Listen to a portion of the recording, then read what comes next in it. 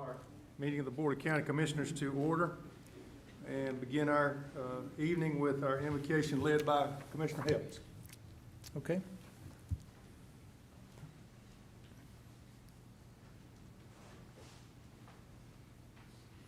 If you care to join me, please bow, please.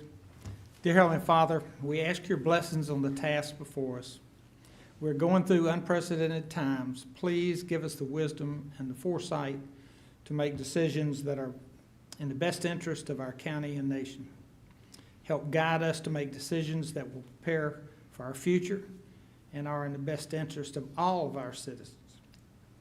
Dear Heavenly Father, thank you for guiding our staff through these difficult times. They have stepped up and given their personal time and family time to ensure that they provide for the health and safety of our community. Without their dedication, we would be in a much different phase of the recovery process. Please give special protection to our law enforcement and honor to the service that they provide our community. Also, please protect our military, firemen, and EMS personnel that risk their lives to ensure our safety. Finally, dear Lord, grant us the humility to always seek your will in all that we do and say. In thy name we pray. Amen. Amen.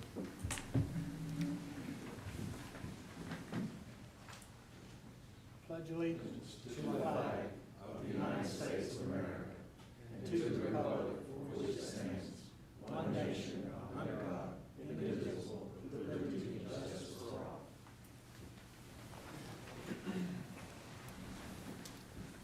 First item on our agenda this evening is a public hearing, CZ 2019-014, Oakton Mixed Use.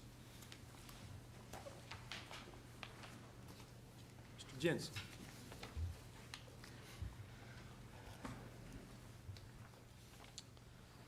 Thank you, Mr. Chairman. Board? Okay.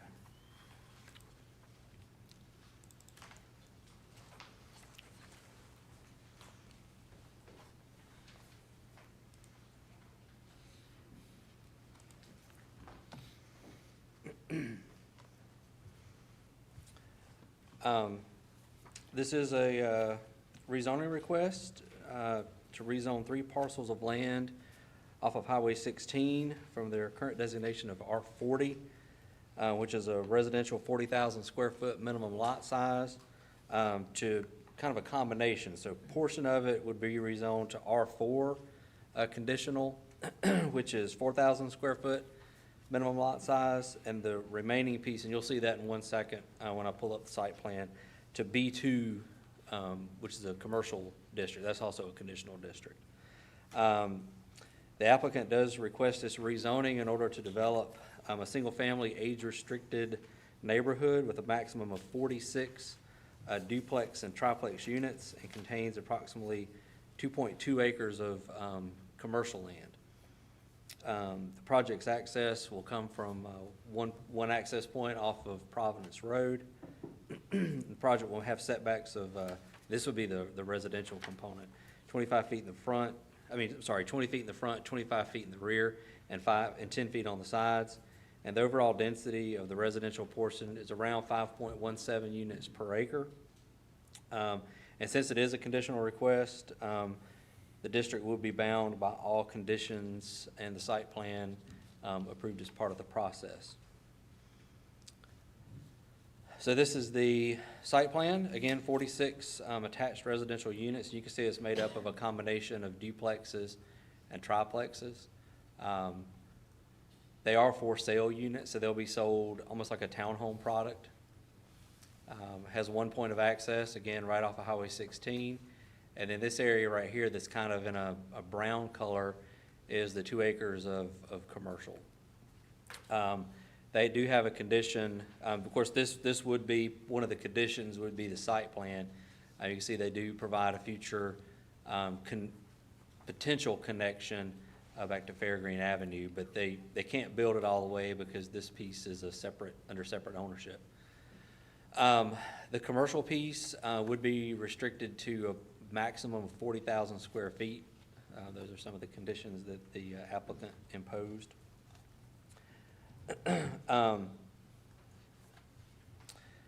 Some elevations that were provided by the applicant. You can see duplex or triplex units. These are some views of the property. So this is standing in 16, looking into the property. So you can see it's a fairly large field right now. This is looking north along 16, south along 16, and then this is across the street. So looking at the adjacent neighborhood across the street.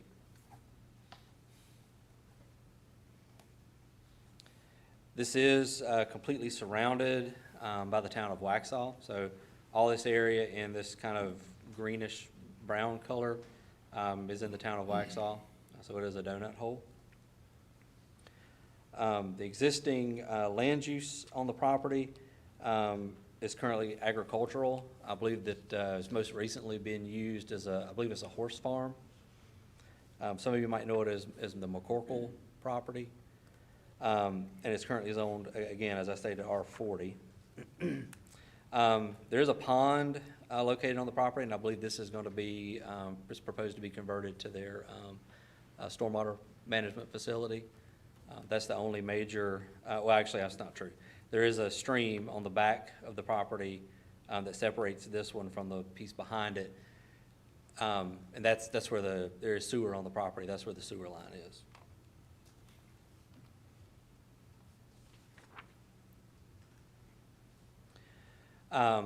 As far as traffic counts, we've got a lot going on this map, but I'll try my best to explain it. A couple of these alignments in green here, we just put a note, these were removed in the CTP, so those no longer, just kind of ignore those green lines that I'm kind of hovering over right now. Those don't exist anymore. Traffic counts on 16, closest one just to the south was 2017. It's about 16,000 vehicle trips a day. So there's a lot of traffic on Highway 16. Bonds Grove, 2017 count, 3,700 right there.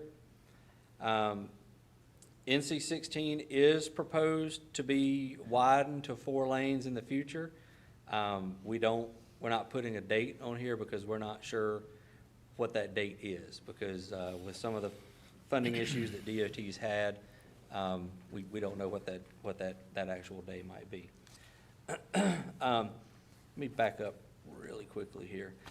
Some of the surrounding land uses, most of them are medium density to the north and to the west.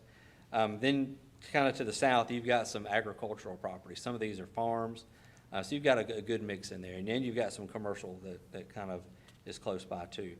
Most of the areas, most of these subdivisions are already served by Union County Public Water and Sewer. And this property is proposed to be served by Union County Water and Sewer as well.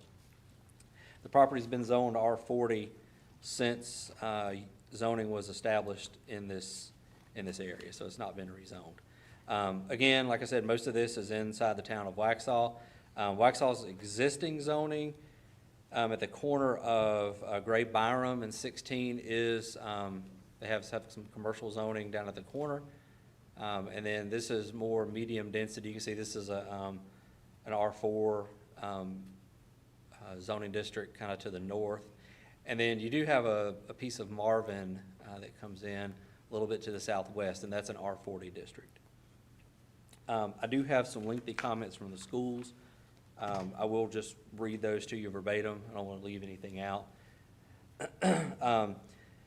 They stated that the proposed duplex subdivision of 46 units, proposed as 55 plus, is located along Providence Road and will be within the following school attendance areas for the current 2019-2020 school year. And those are Sandy Ridge, which is currently at 95% capacity, Marvin Ridge Middle, which is at 102% capacity, Marvin Ridge High, which is at 100% capacity. They state that although the above schools are the current assignments for this area, the Union County Public Schools Board of Education has the obligation and reserves the right to modify assignments in order to optimize facility utilization and efficiency. By our accounting, this will bring the number of planned and not built housing units within the Sandy Ridge Elementary School to approximately 106 units. This includes Oak Grove Estates, Bell Grove, Rosecliff, and Barcroft. Those are all subdivisions. Also in the Marvin Ridge attendance area, for a total of 314 residential units are the Preserve at Marvin, Highclere, Oldenburg, Gates at Ansley, Crane Valley Phase 3, Ladera, Providence Down South Phase 3, Windmore, Three Pond Acres, and the Towns at Audrey Park. And as per Board of Education policy, none of the 3 schools listed above are no longer accepting any further transfers due to high enrollment. Additional residential construction contributes to high enrollments, which in turn exacerbate problems such as additional mobile classrooms, inadequate capacity for food service and restroom facilities, rationing of access to the media center, insufficient parking and queuing space for residents to safely deliver or pick up their children, and inadequate planning and meeting space for additional staff. The current land use plan for the county, as part of the 2014 comprehensive plan, shows this area as mixed residential. This is right outside the town of Waxhaw, actually surrounded by the town of Waxhaw, so that was one of the recommendations in that plan, was for some higher density development in and near the town of Waxhaw. I do note that, as you know, we are currently in the process of updating our comprehensive plan, so I just want to note that. We also, since this was completely surrounded by the town, we sent this off to the town of Waxhaw to solicit input from them, and we received a few comments from Waxhaw planning staff. The town did want to see that connection made to Fairgreen Avenue. So their point was this would allow more access options to NC-16 and Gray Byram once the southern parcels, meaning these down here, are developed through the town. And the developer did accommodate a connection, but can't get across this piece of property. The layout of commercial and townhouse currently, they basically stated that it's consistent with the current Waxhaw land use plan. They did note that they are also in the process of updating their plan, and their early draft has the property split with commercial in the front and medium density single family in the rear to be more consistent with the surrounding subdivision. As far as Union County staff comments, the overall residential density and the commercial component are consistent with the current comprehensive plan. Again, we are in the process of updating that plan, but it's consistent with the current plan. And the developer has accommodated for a future potential future connection to Fairgreen Avenue. They have also limited the total square footage of the commercial component of the project and accommodated cross-access. And I do have a couple conditions that the developer has self-imposed. The residential portion is age-restricted. They have agreed that our ordinance currently does not trigger a TIA for this project because it's 46 residential units. We don't know what the commercial use is going to be, so it's hard to say, it's hard to develop a TIA without knowing that use. So they've agreed for a future TIA when the commercial use is known. Commercial will be limited to 40,000 square feet. They're going to dedicate right-of-way along Highway 16, 50 feet. They're going to have internal access to that commercial, so if we back up to the site plan, the commercial access will come internally and not another driveway cut along 16. And they're also going to provide a cross-access easement for any future commercial. There's commercial right here already, but a cross-access easement for another connection so you can have good circulation internal to the development. Exterior of the residential units will be hardy plank, stone, and brick, 1,500 square foot minimum square footage for the homes. And of course, the concept plan and the elevations would also be part of those conditions. I'll be happy to answer any questions. I believe the developer is here.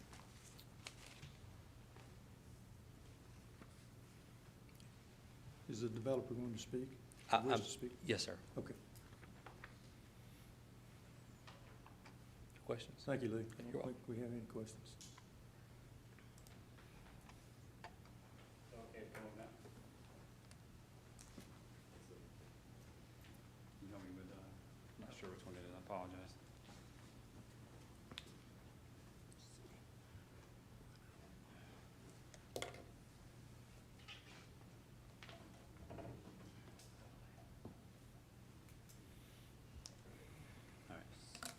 While he's checking that, my name is Bob Bennett. I'm at 9905 Strike the Gold Lane in Waxhaw, North Carolina. I work for Stanley Martin Homes. Is it just this presentation right here? The one I sent you? Yeah, Yeah, there you go. thank you. I'll go ahead and open the public hearing, so your comments will be a part of the public hearing. Okay, thank you, sir. Give me one of yours. Is it okay we both come up, because we're both part of the Sure, project? Go ahead. sure. Jim Lineberger, I'm the owner of the property, working with Stanley Martin Homes on trying to do this development. I live at 2711 Ski Trail Lane, Waxhaw, North Carolina. I'll be retaining the commercial component to the development for future use. Well, thanks, guys, for giving me a chance to speak. Let me first start out, and Jim, you might want to add too. You know, when we came to the planning board meeting, we were not prepared. I'm not gonna lie, I've been doing this 28 years. There was a confusion in which the engineer and us had a confusion who was doing the presentation, and we didn't bring a presentation with us. So we, I would call it, failed miserably to give a good presentation at the planning board meeting. So, but we did address a lot of planning board questions and concerns, things of that nature. Some of the residents had concerns and questions. And I felt like we're doing a great job addressing those issues, if you will. So, I'm not sure how you want me to go through this. Some of this is a little redundant from what Lee had presented, but do you want me to just go through each slide and just, if you got any present questions? Your information any way you want to. We're Okay. here to listen. So the first thing is age restricted, which is deed restricted. He already went over 1,500 square feet and up, duplex patio homes. The exteriors, we talked about that. They'll all be two-car garages, and home pricing, we're estimating from the mid-300s. Okay? Do you want me to ask the public if they have any questions as I go through each one, or? No, you just Okay. give us your presentation. All right, thank you. Sorry, I'm having technical difficulties here. Okay, you can kind of see the layout of the site, which Lee went over already. We're excited about the site. You can see the commercial component up front there that Lee already talked about. You can talk about the layout of the duplex patio homes here. You can talk about the different things that, you can see all the conditions that Lee already addressed here on the right-hand side. I don't want to be redundant and go through each one of those again, but it's pretty clear that everything that we've agreed to already at this point. All right, Jim, you want to talk about the commercial component? Lee had spoke with us in reference to the commercial component, which we didn't have in, One up to the mic. excuse me, we didn't have a use already in place. We don't have a buyer yet for the commercial component. And this is just some elevations Lee had asked for, is what we were envisioning on the site in front of the Oakton development. So. Okay, so you can kind of see, we actually have this product up in Charlottesville, Virginia. I think it's a very attractive product for this duplex patio home. It creates a nice streetscape and things of that nature. Again, I live in this area, so I'm excited about this project as well. And it's something I want to give back to the community and present something that's really nice and will fit well within the areas of Waxhaw. You can kind of see some interior shots. You can see the kitchen areas, things of that nature. You can see some other exterior elevations, some live shots from our Stanley Martin homes. So just some really good looking stuff, and again, really excited about this product and presentation here. We already went through this, Lee went through this, I won't be redundant. But this came up at the planning board meeting, and again, I think we've addressed all the concerns here on the, the former meeting that we had and the prior meeting that we had. Jim, is there anything you want to add that Lee, think covered, or offensively, we just want to make sure we're covering everything here? I think it's important to make sure you guys understand, this is deed restricted. This is not just going to be an age restricted site, it's going to be deed restricted, which means 55 and older. Anything else on here? No. Okay, let me just go down through here. We talked about the TIA, sidewalks, things of that nature. So again, feel very confident that we've addressed all the planning board concerns.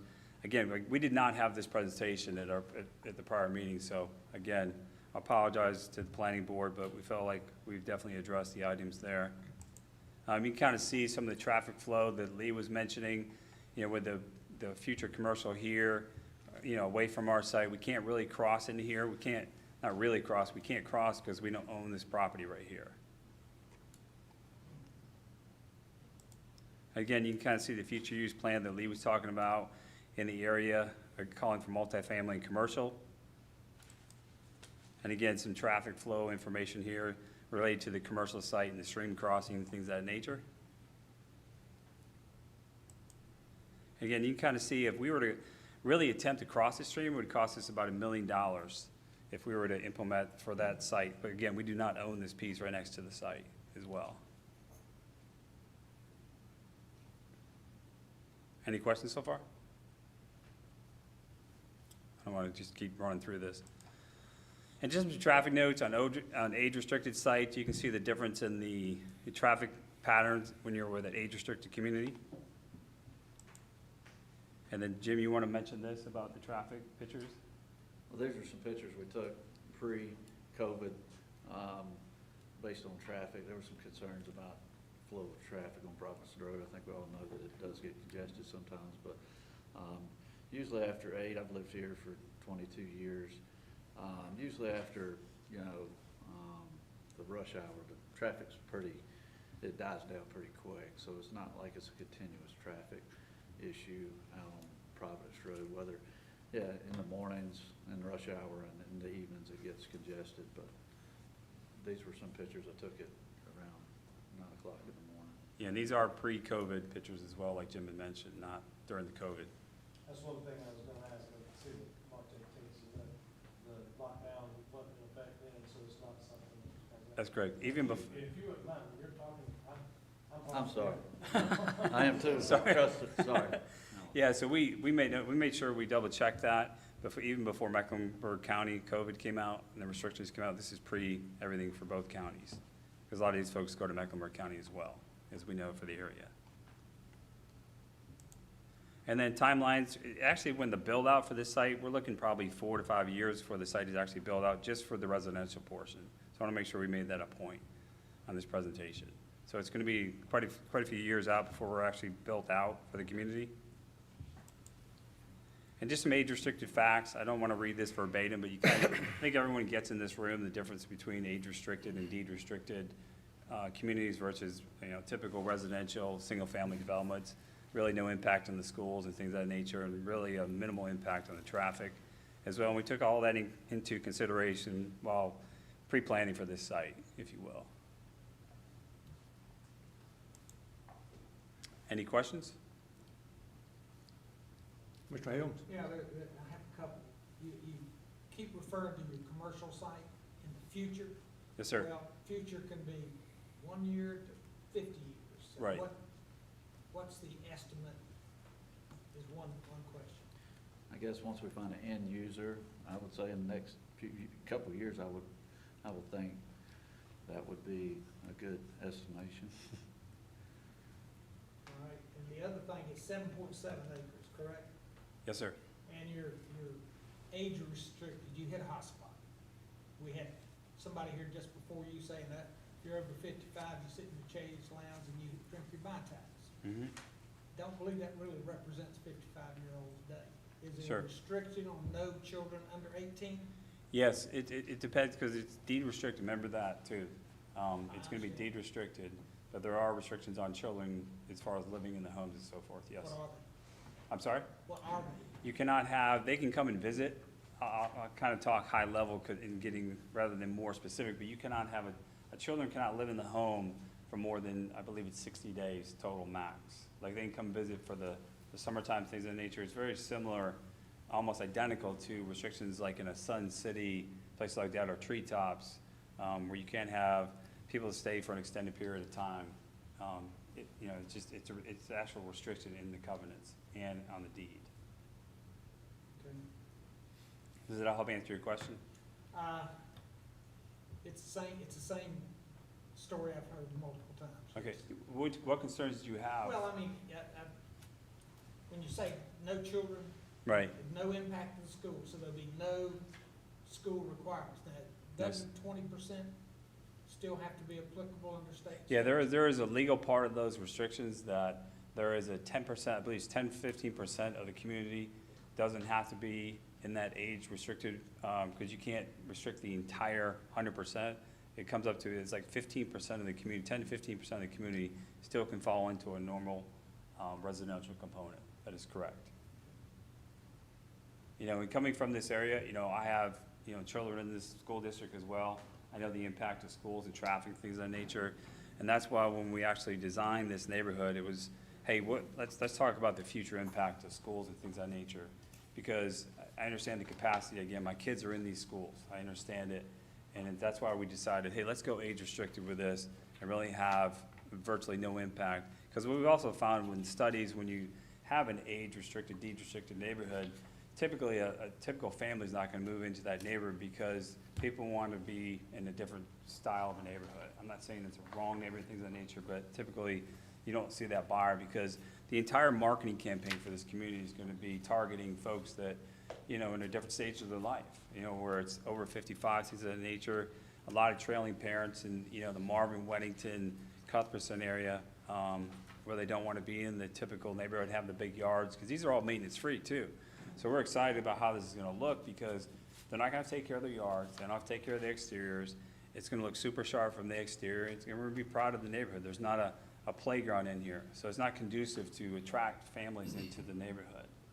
Even though you do have that legal component where you can't completely restrict it, you can't, it's really not targeted by any means, from a marketing perspective, from a building layout perspective, that's conducive to attract families. Because the overall layouts are gonna be typically one story, not really gonna have a bonus room up top, where it's gonna be, you know, owner's bedroom, a secondary bedroom for people who wanna have guests, and then really a study, if you will, for the home. So that's why we felt comfortable with this type of project, not really impacting schools. So if I back up to the slide when it comes to age-restricted facts, you know, I don't want to get into every single fact, so I really just talk about the reality and the commonality of this, that you're really not going to have those folks out on the roads, you're not going to have them impacting the schools, things of that nature. I think it's just positive impact for the community, not to mention, you know, what's going on today is having an opportunity to really help the economy right now too, when it comes to that. And I don't want to get into my soapbox on that, but when we're talking about developing a neighborhood where it's not too big, it's going to help impact the community in the area from an economic standpoint as well. And we want to make it look nice. I mean, we care what commercial he's putting next door because it impacts our things. So we work in conjunction with each other to make sure it's going to be a successful community. Mr. Rush?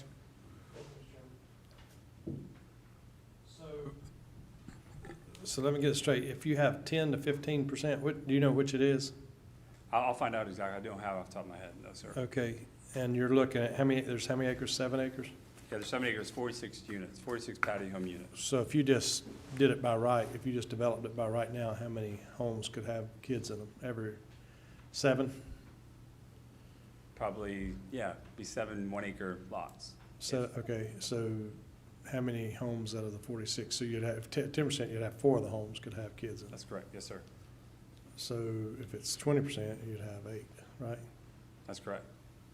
Okay. So about the same number if you did single-family homes there as you did this. Well, a single-family home would have typically more, Kids. based on the study, because you have more kids. Right, all right, thank you. Sure. Mr. Chairman, Yes, Mr. Hill. you got 2.2 acres allocated for commercial. Yes, sir. Now, we've been told Providence is going to be widened one of these days. Right. Is that 2.2 acres before they take part of your property? I haven't been approached on how much. As you notice, the front of the property is not, it does not have a lot of road frontage, but I'm sure they'll definitely Okay. be approaching me in reference to the property.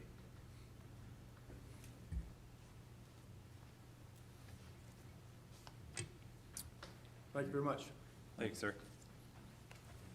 Okay, take this out. I believe we had, sorry? Is it okay to take this out of here? Yeah, sure. Okay.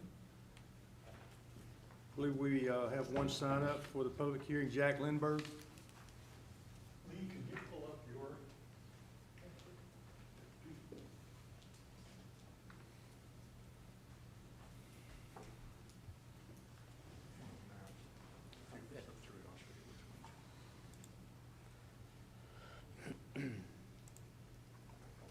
Oh, that's the right one. All right,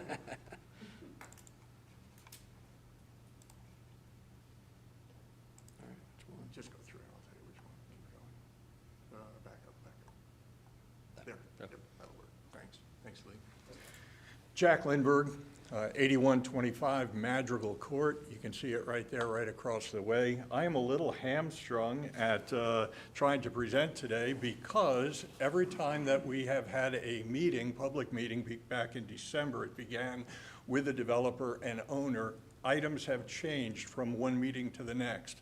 I am sorry that they were not prepared by their own admission at the planning board. The planning board, I believe, did the best job they could, and now we're hearing new information today. Given the fact that they were not prepared, let me still address some things. I am most concerned about the traffic on Providence Road. I think the quality of the home they'll build, not an issue for me. The way it would fit into the neighborhood, not an issue for me. And the planning board addressed two issues. One, that they were not sure what the commercial component was going to be. That is still up in the air. But you notice that their other issue was the congestion on Providence Road. That is my issue. The NCDOT said that they can just do it with, according to their first engineer, a suicide lane. Their words, as they presented to the board, the planning board, a suicide lane. There's already a partial lane there for folks coming south, turning left onto Summerled Way. This would be coming north, turning left into the proposed new development. That's 450 feet. 250 have already taken. That leaves them about 100, I measured it today, to 150 feet for folks coming north, moving into a suicide lane as people are already coming south to move into a neighborhood that has 258 homes currently.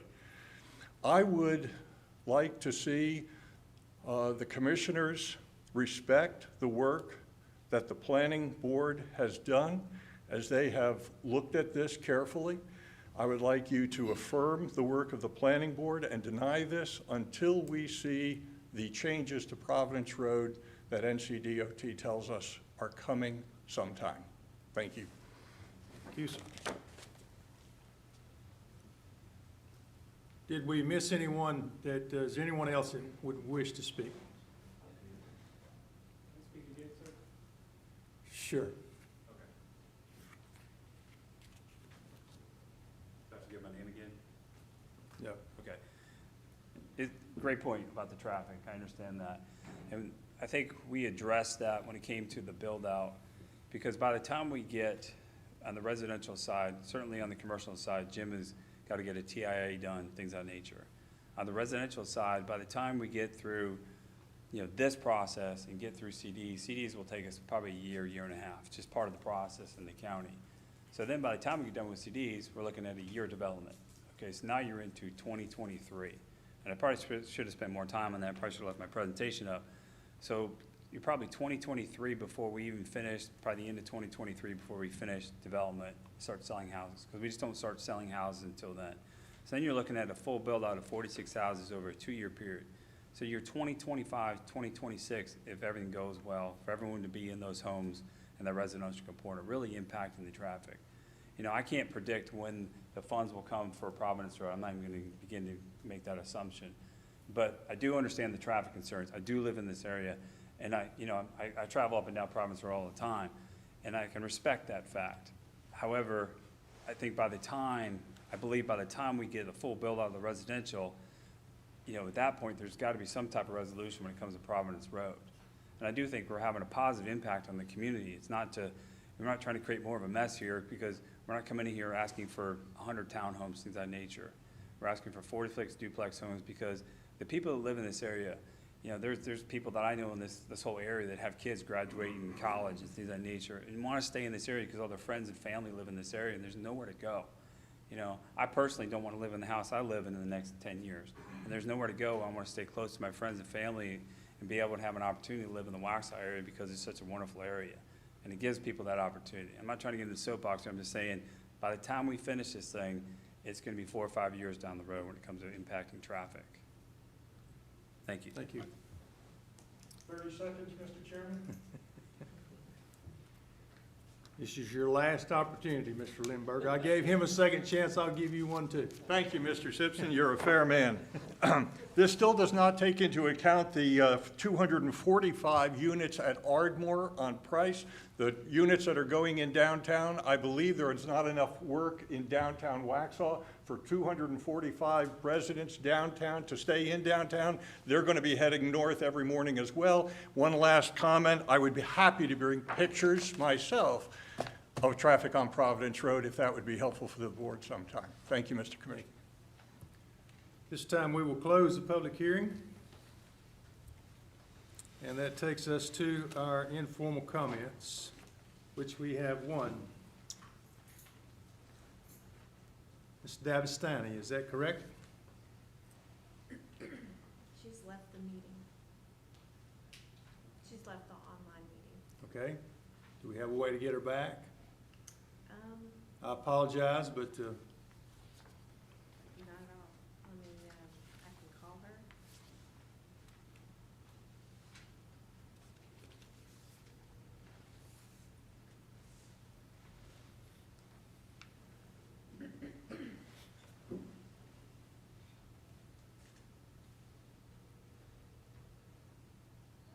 Hi, Ms. Devastani.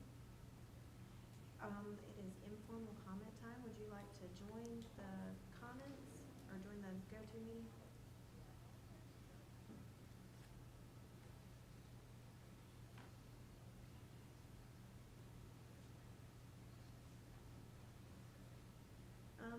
No, it's during just the informal comments, which are open to the public. You have 3 minutes.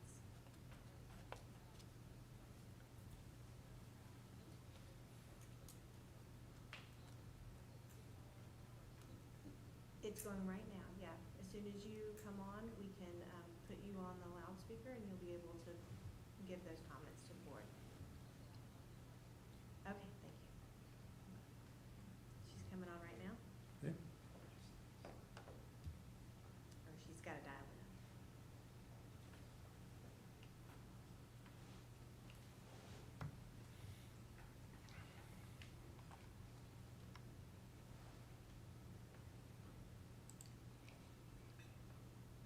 All this technology speeds things up, you know. Yes, sir. There she is. There you go. Hi, are you ready for me? Yes, ma'am. Thank you for letting me speak tonight. I don't really have anything to say about the issue that you were talking about earlier. However, my issue is completely different. I live in Marshville, right off of Lansford Road, and we have a problem with people down there shooting their guns, which we're in support of right to bear arms. We have no problem with that. However, we think it should be done responsibly and not at 1 o'clock in the morning until 3 o'clock in the morning. We had an issue on the 24th of May with people shooting their guns behind the house on their property. They were intoxicated. You could tell extremely intoxicated. They were shooting their guns and hooping and hollering and all that. It started at about 1:30 in the morning, lasted till almost 4 o'clock in the morning. Called the sheriff's department twice. They did go out and see them, talk to them, but there was really nothing they could do about it. The deputy said that their hands were pretty much tied because they don't have any means to shut it down. However, I wanted to ask you to please consider adding gunfire into the ordinance, the noise ordinance. Like we said, we support the Second Amendment, right to bear arms. We're in support of the NRA. However, we think you need to be responsible for it. You're not allowed to shoot fireworks in Union County or North Carolina that go up in the air because it's considered dangerous and might harm someone. I think a gun in the hands of an intoxicated person is very dangerous as well. So I'm actually going to the state with my concerns about that. However, I would like for you to consider adding it into the noise ordinance. My parents are 83 and 90 years old. It terrifies them when they wake up in the middle of the night, not to mention they have bullet holes in the back of their house or in their house, the walls of their house. They have buckshot in the back of their house and on their sheds out in their property. That's being addressed with the sheriff's department and the deputies. However, I want to see if there's any way we can get that into the noise ordinance. I don't think it's very fair that if I'm in Union County and I'm playing my music really loud, even though I'm inside my house, a police officer can come and shut me down, but yet I can be drunk and out in my yard shooting a gun and nothing is done about it. And it doesn't matter if it's 9 o'clock at night or 3 o'clock in the morning. And that's just not good. It's not responsible. So I'm handling everything as far as I can with the state and also maybe federal. But I would like to see the Union County committee do something about putting this in, at least give the deputies some kind of a law to be able to shut it down after a certain hour.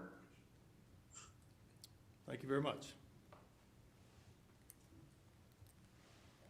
Thank you. And, okay, is that all we need to Yes, say? yes, thank you for your time. I'm sorry? Thank you for your time. All right, thank you so much. I appreciate you letting me speak. That concludes our informal comments, takes us to additions, deletions, and adoption of the agenda. Mr. Helms? Chairman, I'd like to ask that item 9 on the consent agenda move to new business. We had problems over the weekend downloading the agenda, so all of the supporting documentation has not been available.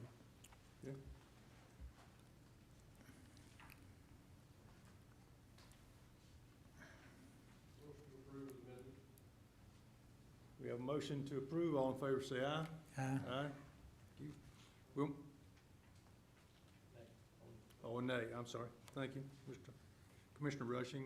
We will make that item 14A under old business. Next item is consent. Hear a motion to approve consent? We have a motion. All in favor say aye. Aye. Opposed? Takes us to old business. Commissioner Helms. The solid waste recommendation, the rate changes, item is not totally self-explanatory. I'd like to have better understanding the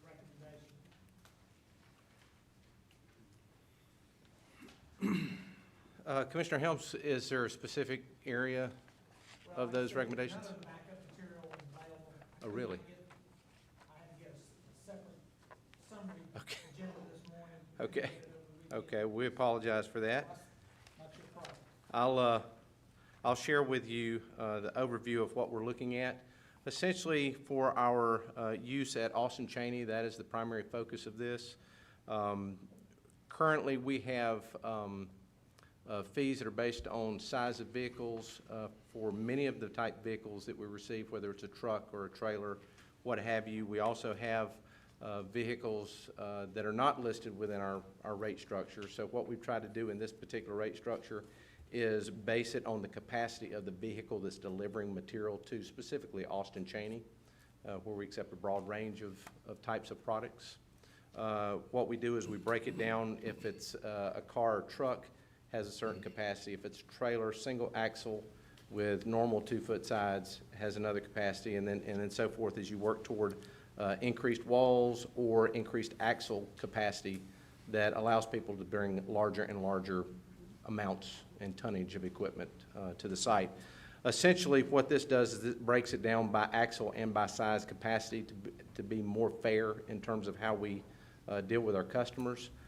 It also provides for an opportunity for our, I guess you would refer to them as small commercial. Most of them are, they clear out houses, junk properties.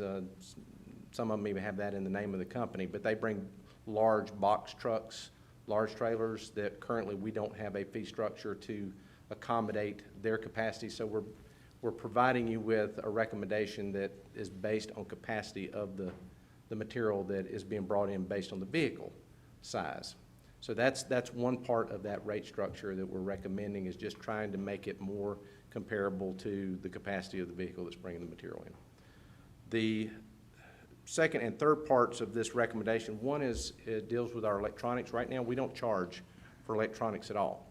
The state provides us with a rebate each year of approximately $15,000. The program itself to get rid of the electronics that are brought to us costs us about $165,000 to $170,000 a year. So in essence, we are losing in the solid waste fund $150,000, give or take, dollars every year on electronics. So our recommendation, since TVs are probably the most prolific thing that we receive, they're also the things that cost the most to process to get rid of, is recommending a fee attached to TVs and computer CRTs, the terminals, basically the old-timey terminals, because those are the most expensive to process to get rid of, is to charge a fee for that particular product of all the electronics, hopefully to narrow that gap in terms of what we're losing on our solid waste fund and make that a product that is a little more of a break-even situation, even though we know we're not going to get to that point. But it does impact the bottom line of our solid waste fund and our ability to continue to do business. The third one is our credit hauler permit fee. This fee is a fee for haulers who choose to be billed monthly. In essence, that fee is set in place to allow haulers, especially our larger haulers, to get in and get out of the transfer station quickly. That time is money for them. So to be able to get them in and out, right now we charge a $50 per truck fee so that every vehicle that comes in has a permit that company pays for. In essence, what that does is that allows the driver to come through with the material that they have. We fill out the permit number and they're free to go.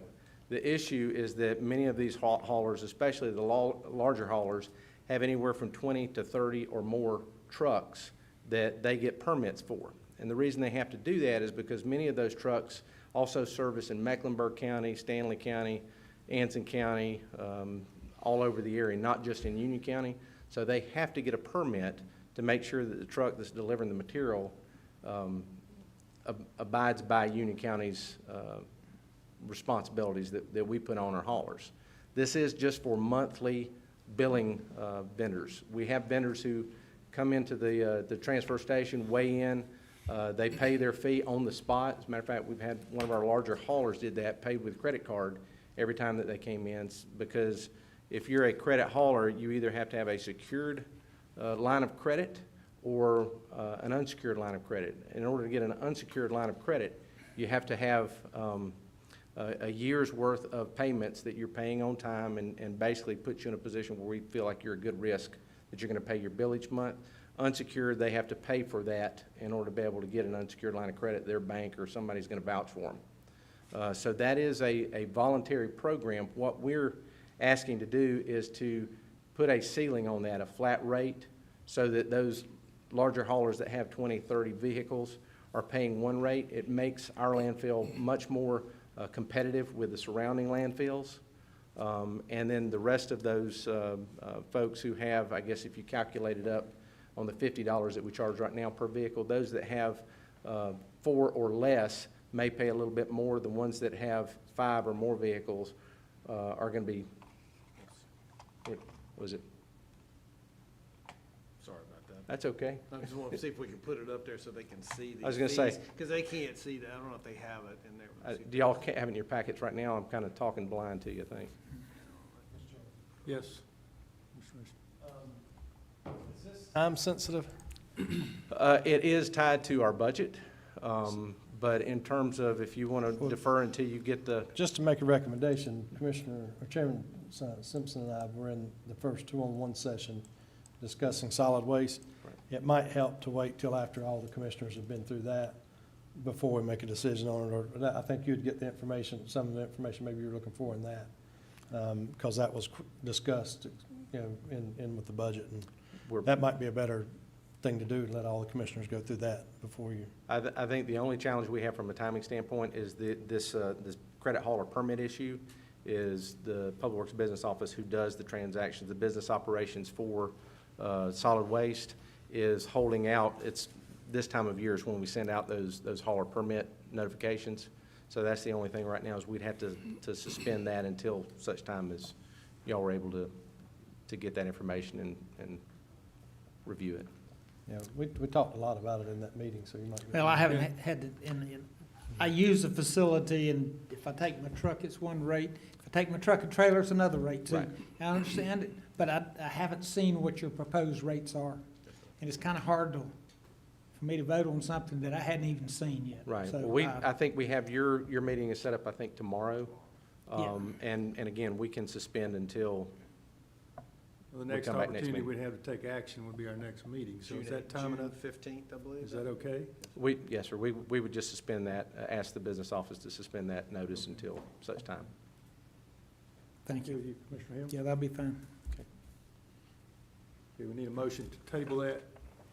That's a motion to table, item number 9, Okay, we have a motion. 14A. Any discussion? All in favor, say aye. Aye. Thank you. Takes us to our new business item 15, our critical intersection design and cost estimation report.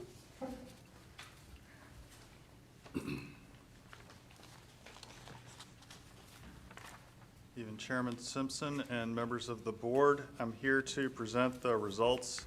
Wait, that's not the right item. There we go. I'm here to present the results of our work over the last 6 months regarding designing the first 6 intersections through the critical intersection program, as well as the preferred alternatives, the next steps in the process. This was a program that, as you're aware of, has been going on since 2014. Last year, we identified an additional 15 intersections. Part of that was to go through an intersection analysis and design program with the NCDOT and the affected municipalities. We received funding for 6 of them last year. We're completing the work on that. We have received funding for an additional 5, and that will start later this summer. So the 6 intersections were all inside of municipalities. 2 were inside of Waxhaw, 1 in Monroe, 1 on the edge of Unionville, 1 in Weddington, 1 in Stallings. With the exception of Monroe, they've all gone to their town boards and received endorsement for a position for each of those intersections. Monroe will go to City Council in July. So the process involved data collection, developing alternatives, going out to the public, which we did in March, developing alternatives in consultation with the NCDOT and the municipalities, taking it to the governing boards, including yourself, for final adoption. The report will be completed later this month. So the layout of the outreach tool looked like this, where there was a website for each individual intersection. You had an overview. You had 2 alternatives that would come up, and you could evaluate each of them, overlaid on the aerial, and then you provided survey feedback on the specific intersection. Overall, between the 6 locations, approximately 200 residents reviewed these locations. So going into the specific locations, like here at Stallings Mill, or Stevens Mill and Lawyers Road in Stallings, you had the option of adding additional turn lanes, one of which would reduce the cost by making this intersection at the neighborhood, making it a right in, right out. They actually had 2 access points, so the alternative wouldn't have completely restricted their access, reduced the cost of the project quite a bit, but the residents did not like having their access restricted, so in this specific situation, Town of Stallings decided to go with the alternative 1, which is a more expensive improvement, but retained full access for that neighborhood. And this was approved this past week. Going to 200 in Old Camden in Unionville, it's a very dangerous intersection. You have the alternative of a roundabout or putting in a 4-way stop. And obviously, the roundabout is more expensive than the 4-way stop, but Unionville actually endorsed the concept of the roundabout, understanding that it costs a lot more money, but in all likelihood, what's going to happen initially is, due to the crash history, the DOT will put up a 4-way stop as an interim measure, and then as they can get money for the roundabout, that will be implemented. 75 and 16 in Waxhaw, this is a tough one. You have the question of, do you preserve the downtown and you accept some congestion in exchange for walkability and preserving the commercial core, or do you expand the turn lanes, take out some on-street parking, and optimize the traffic flow? The public input was slightly towards optimizing traffic flow. Town board wasn't sure which way to go, so they accepted both designs, but did not take a position on this one. So they recognized that it was a tough issue and did not choose a specific alternative in this instance. 75 and Old Providence, which is an intersection that we and the town and the NCDOT have partnered to get funded over the past year. Waxhaw applied for some contingency funds last year based on what they thought would be the higher cost alternative, which was a roundabout, and they further received funding to develop the design based on this process, and that was recently awarded by CARTPO just in the, actually it'll be formally awarded in the next month, but the recommendation is currently being made to award funding to this project. So the roundabout, which is shown on the left, includes improvements to the west that would address an unsafe situation at McCain Street and NC 75. That was where you see the leftovers just to the west of the roundabout. It would also add better access for the church and the gas station as part of this project.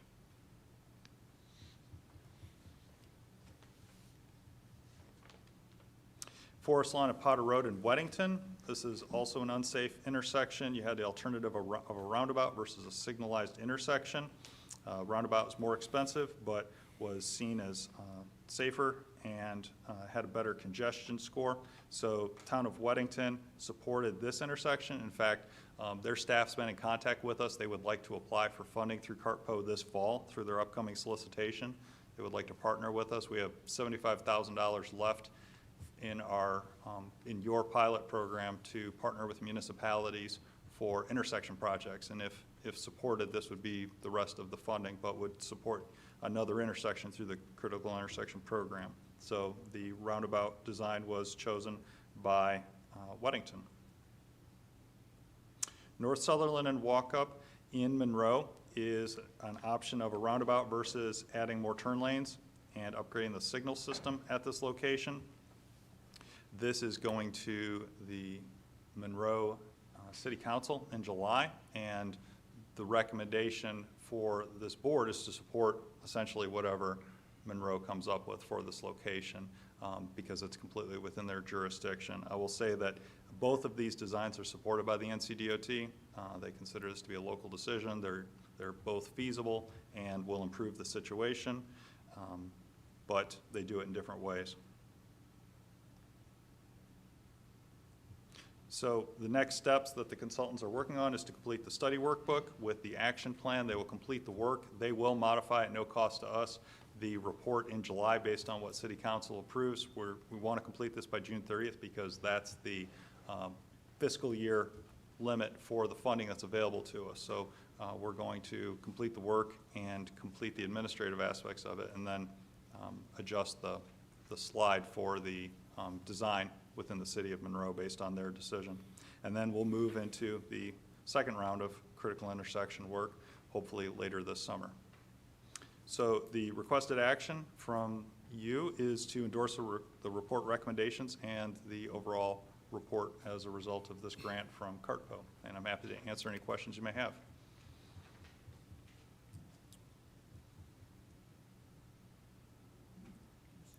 Yes, sir. I'd like to make a motion to endorse the report recommendations and overall report. We have a motion. Any discussion, further discussion? Hearing none, all in favor say aye. Aye. Any opposed? Thank you. Thank you, Bjorn.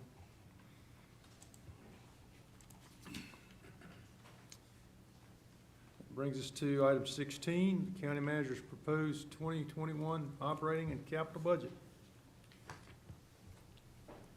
Mr. Chairman, members of the board, it's with great honor that I present to you the fiscal year 2021 County Manager's recommended budget.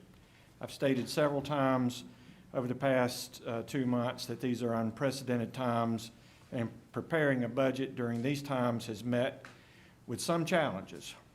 I do not want to spend tonight focused on the challenges. Instead, I want to focus on how we are moving forward. I cannot be more proud of the staff that we have here in Union County. They have met all of the challenges with a positive attitude and have shown grace and agility in a time when fear, panic, and unreasonableness could rule the day. You will recall in the fiscal year 2020 budget, when it was prepared, there were 3 core values, and we have continued with those values as our pillars for moving forward.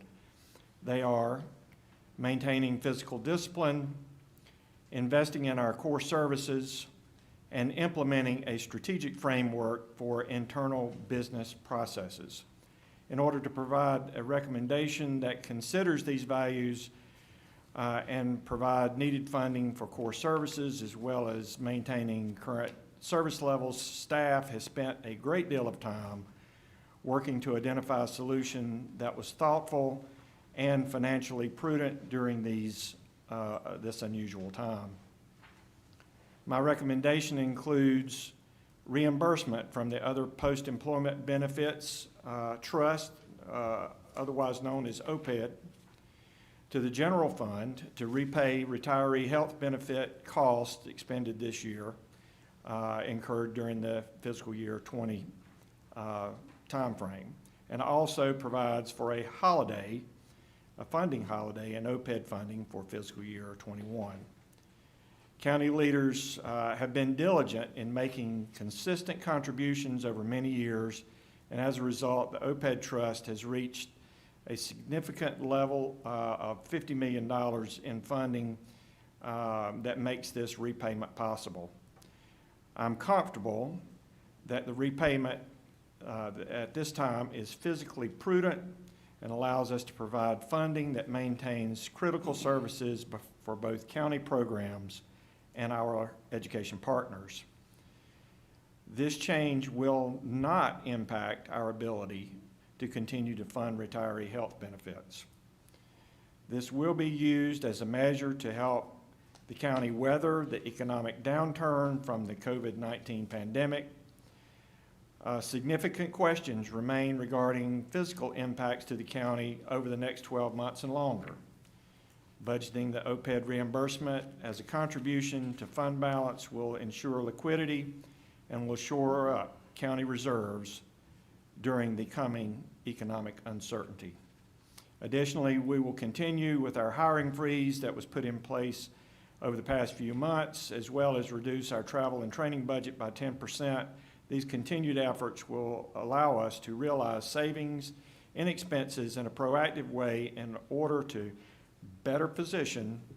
be better positioned as we move forward into fiscal year 2021. With regard to maintaining physical discipline, the recommended budget maintains a county tax rate of 73.09 cents at total revenue and expenditures of $169,294,184. The recommended tax rate allows for modest increases in expenses for general county government and our education partners, the Union County Public Schools and South Piedmont Community College, while anticipating an unknown decline in our sales tax receipts. This budget provides investments in the county's core services and maintains our current levels of service in all areas. With regard to fund balance, the repayment of retiree health costs allows for an increase in the fund balance of $5,225,512. As Blake has shared during his budget updates with the board, our unassigned fund balance was at a minimal level. The OPEB repayment bridges the gap for the anticipated sales tax shortfall, as well as allows us to replenish our unassigned fund balance to allow for a funding backstop while we move forward into the fiscal year 2021. With regard to investing in core services, the recommended budget provides funding for core services that are critical to our operations. These include additional staff in our facilities department, legal department, social services, and library operations. A list of the added positions is included in your budget document. With regard to fire funding, currently there are 2 ways fire service is funded in Union County. There are 5 tax districts and there are 13 fee districts. Many of you have been waiting for a change in fire funding methodology for years, and staff has worked with our fire department partners, municipalities, and other stakeholders to identify a sustainable solution. The board took action in November 2019 to move all fire districts to tax districts. As part of this change, the board decided to supplement fire department budgets at either a 20% or a 40% level. Urban departments would receive a 20% subsidy, rural departments would receive a 40% subsidy. The urban departments are Wesley Chapel and Providence, Hemby Bridge, Stallings, Waxhaw, Bakers, and Springs. The rural departments include Unionville, New Salem, Fairview, Beaver Lane, Wingate, Jackson, Sandy Ridge, Stack, Lanes Creek, Allen's Crossroads, and Griffith Road. All districts will be funded by the countywide fire tax rate, the individual district tax rate, and applicable sales tax and fund balance when available.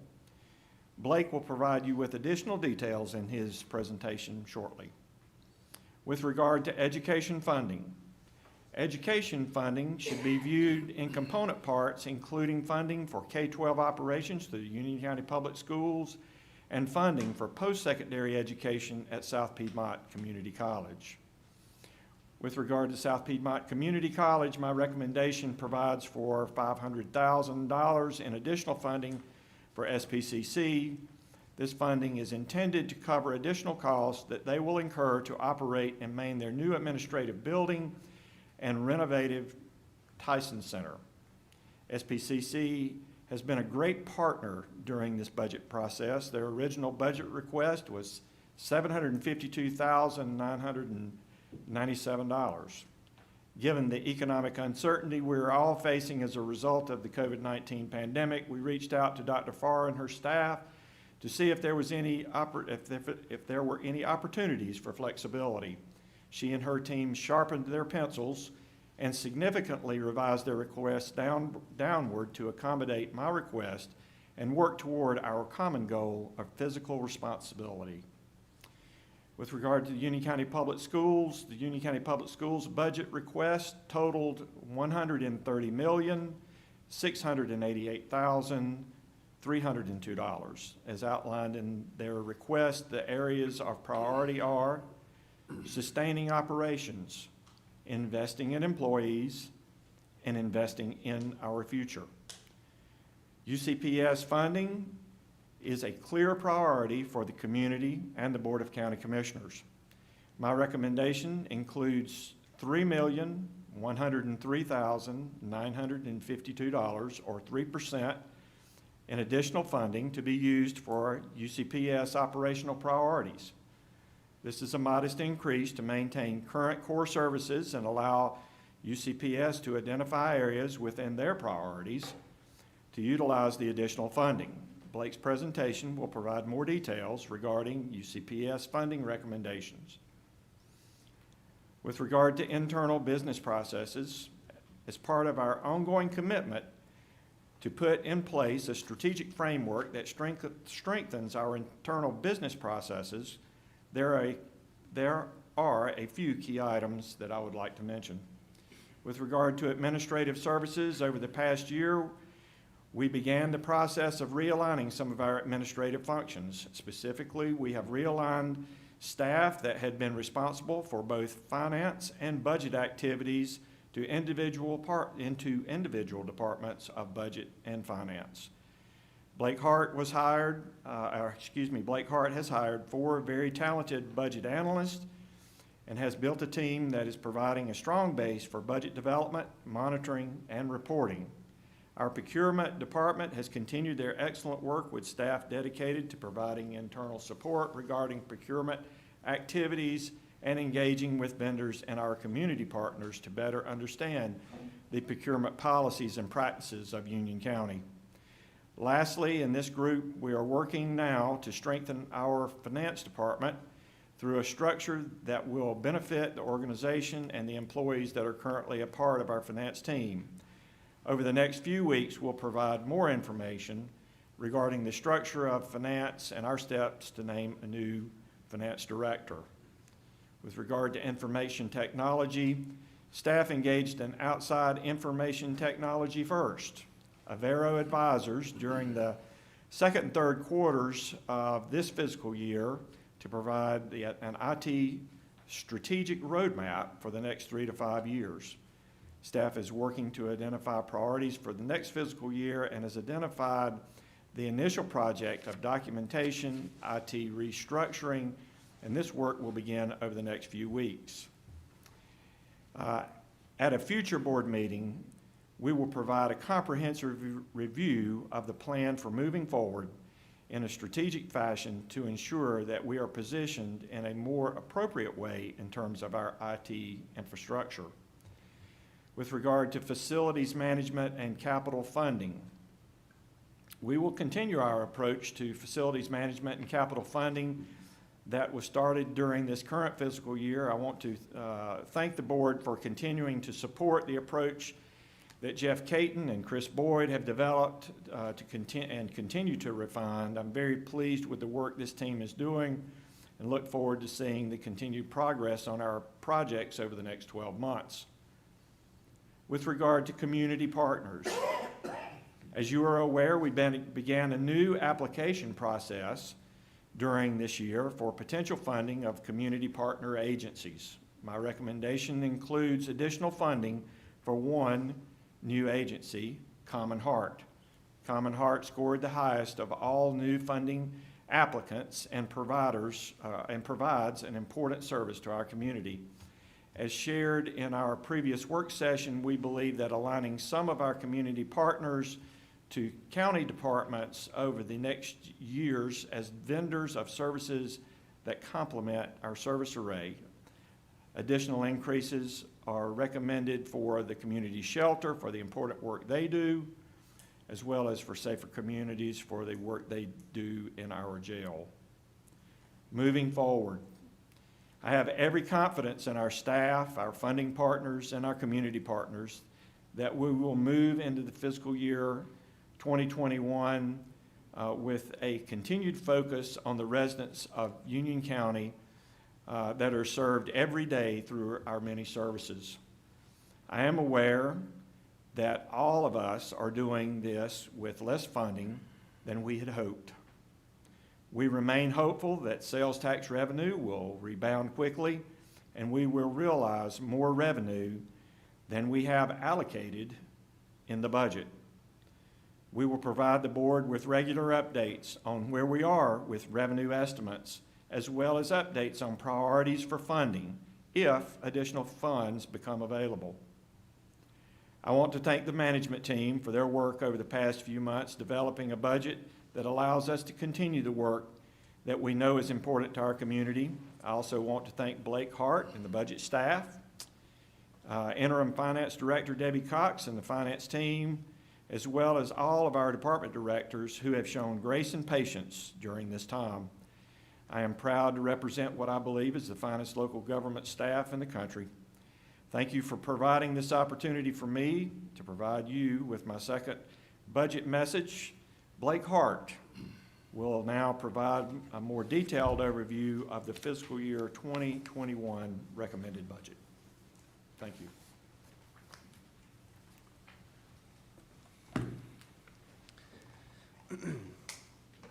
All right. Thank you, County Manager Watson. Chairman Simpson, members of the board, it's my great pleasure to be here with you today to discuss the FY 2021 recommended budget.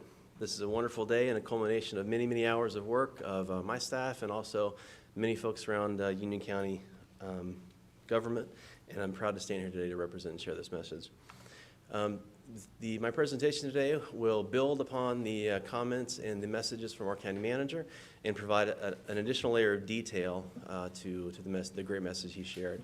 We're going to discuss revenues, expenditures, investing in core services, funding partners, and impact to the taxpayer most importantly. Some of the items of the budget process, as you know, we had the interruption of the COVID-19 virus. Our initial assumptions went through quite a change in some areas, and I want to share a few of those with you here. Some of these you heard a couple weeks ago when we were together in our budget workshop. But the development of the balanced budget will require and is requiring a tax rate and revenue realignments between funds and partners. We've looked for opportunities to access unassigned fund balance that had previously been limited. We're maximizing revenue opportunities across departments. We are grateful for our sheriff. We know that Sheriff Cathy is one of the greatest sheriffs in our state, and as such, he's led by example in agreeing to a modest increase for the sheriff's budget in FY21 of 2%. That as County Manager Watson mentioned, the extension of the current hiring freeze will be continued in the first half of FY21. Also, a 10% reduction in department training and travel due to reduced training opportunities as a result of the pandemic. There are many conferences and trainings that normally would take place, that staff would attend, that are now being pushed to online or are being canceled altogether. So the opportunities for training will be limited going forward, and this is a result of that. This budget focused on supporting and maintaining critical services in FY21, and also the point of the strategic decision regarding funding for other post-employment benefits, or OPEB, and retiree health insurance, and using those funds to build our unassigned fund balance in the event of need during FY21 and the uncertainties that we face. There were many difficult decisions required to balance this budget. For the third year in a row, Union County is able to deliver a balanced budget to the Board of County Commissioners with the stable tax rate of 73.09 cents. First, we talk about revenues. The first place we start is our ad valorem revenue base. We know that that makes up about a third of our total general fund revenues. That's based on the total assessed property value here in the county. This chart that you see here shows that the expected growth from FY20 to FY21 is 3.2% of the assessed valuation, or the penny value as we refer to it. Again, you'll see that in FY20 the adopted tax rate was 73.09, and that'll be maintained in FY21. This is the growth of 3.2% as compared to the FY20 amount of 3.6%. That was a bit of an aggressive growth rate, and based on indicators that we've seen and we've discussed with our tax office, we're going to revise that down a bit to 3.2%, which I think is a more acceptable growth rate for where we are in this economy. And again, the recommended budget maintains the current county tax rate of 73.09. We know that in the county there is one countywide tax rate, that is 73.09. There are different portions of that tax rate that are shared among several county partners and service providers. You'll notice in the first line of this table, you'll see the label of education. In prior versions of this, that would have been just for Union County school systems, and you would see their tax rate of 44.5. As we have discussed, the changing the way we view education in the county to combine SPCC as adult education and the school system as K through 12 education. We've combined the portion of the overall county tax rate that is applied to education as a whole on that first line, and the affected portion of the tax rate for education as a whole will be 45.57 in FY21. And again, the SPCC portion of that was removed from the general fund, or the general county fund, and added to the school system tax rate. So that's the change you'll see there. Earlier I mentioned that balancing this budget would require sharing of proportional tax rate among funds, and you'll see that reflected there in the 0.23 that will be shared from EMS, from their fund, and moved over to fire to help establish the initial funding structure for the 80-20 funding structure that we've been anticipating for several years now. And again, this maintains the county tax rate of 73.09, which is a great success in this year. And just to point out that any fluctuation over the past few years of tax rate between one fund to another has been absorbed by either the EMS fund or the county's general fund, just as a point of context there. Now we'll go to overall revenues. The county, this is a table that shows all county revenues by category. If you look on the left side, you'll see the different types of revenue that we receive in our general fund listed on the left-hand side. If you go all the way over to the right-hand side, you'll see the dollar change and the percent change. You see on the top line the ad valorem taxes and fees amount on the right will be growing by 3.2%. That correlates back to the value of a penny, where we projected 3.2% growth of the assessed valuation in the county from FY20 to FY21. You'll see the next line there is local option sales tax. That's a negative 4.5%. That means that based on the governor's stay-at-home order, the economic shutdown that we experienced for the greater part of 2 months or more, there'll be an effect on sales tax across the state. If you remember back to our first meeting in December, I believe, we talked about economic projections for this year. This was pre-COVID. We were planning, based on trend, to see an increase of sales tax by 4.5% at that time. And so you'll see now we've gone back to a negative 4.5%. So we're expecting to collect less in FY20 than we budgeted collect less in FY21 than we budgeted in FY20. And in FY20, before the pandemic hit, we were on track to collect 100.2% of the total budget. So we were going to hit it dead on. You'll see a few other important revenue sources there. I want to draw your attention to intergovernmental revenue unrestricted, which is showing a significant increase of 13.4%. That's where we receive our Medicaid hold harmless revenue from the state. About 15 years ago, there was a swap that happened between the state and local governments where they took back a portion of Medicaid revenue from the federal government, and they promised back to counties a portion of the sales tax. And so that's where we receive that, and we're expecting and we're hoping that that'll remain strong, just as we've seen it grow over the past several years. If you look down, you'll see the line for investment income. We know that there'll be an effect of the pandemic, the economic decline in the financial markets. We've seen the stock market drop from 29,500 points down to, I think, 17,000. And it's come back up now to about 25,000. But we know there'll be an effect in the bond market as well. And so we're decreasing our budget number for investment revenue by half, and in hopes to get close to what that might be. If you'll look in FY19 for investment revenue, the budget was $1.5 million. And we actually received $2.5 million in that year. So we overachieved in investment revenue that year. We're hopeful that we can meet budget in FY20 of $1.5 million, and we expect to see a significant loss in FY21. And we're hoping that it doesn't quite reach 50%, but just in case, we want to be conservative in that projection, and in order that we can hopefully we can achieve better results than that.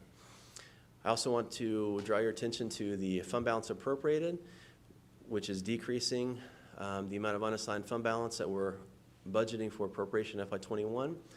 The FY21 amount is $1.65 million. That's quite a reduction from the FY19 amount of $8.5 million, and then in 20 we budgeted $2.6 million. So it's actually a 38% decrease from the prior year, and we'll talk about that more on our next slide. But that's a reflection of the fact that the unassigned amount available to be appropriated is exactly $1.65 million. So that's everything that we have available right now to appropriate to offset some of our spending or our operations in FY21. So that goes to the point of the savings in OPEB, or the payback from our OPEB trust, that the county manager went into detail on, and we'll talk about a little bit more about the importance of that to provide us a cushion as we go into a fiscal year where we know that no matter how accurate our projections are, how much work we do to try and forecast and see into the future, there will be surprises that come up, and there will be things that happen that we can't plan for. And so it's important to have a cushion there to be able to weather those uncertainties. And again, if you look at the far right-hand column, the percent change at the very bottom, you'll see a 1%. That means that the expected revenues over FY20 and FY21 are expected to increase by 1%. So that's a very modest increase, and I think that we're doing good to have that 1% compared to other peer counties around the state that are suffering more than we are. Next slide, we're going to go in a little more detail on our sales tax. You can see this is our sales tax by article, by year, from FY18 into FY21. You'll see in the far right column, we have planned in there a negative 4.5%. Again, that's reflective of the shutdown, the pandemic, everything that's happened there. We know that nationwide we hear numbers of our fellow citizens that are applying for unemployment benefits, above 35 million people nationwide. I mean, it's breathtaking to hear those numbers, but we know that if there's less money in the market, the velocity of spending decreases, and the amount that's available to be spent will be less, and it'll have trickle-down effects all throughout the economy.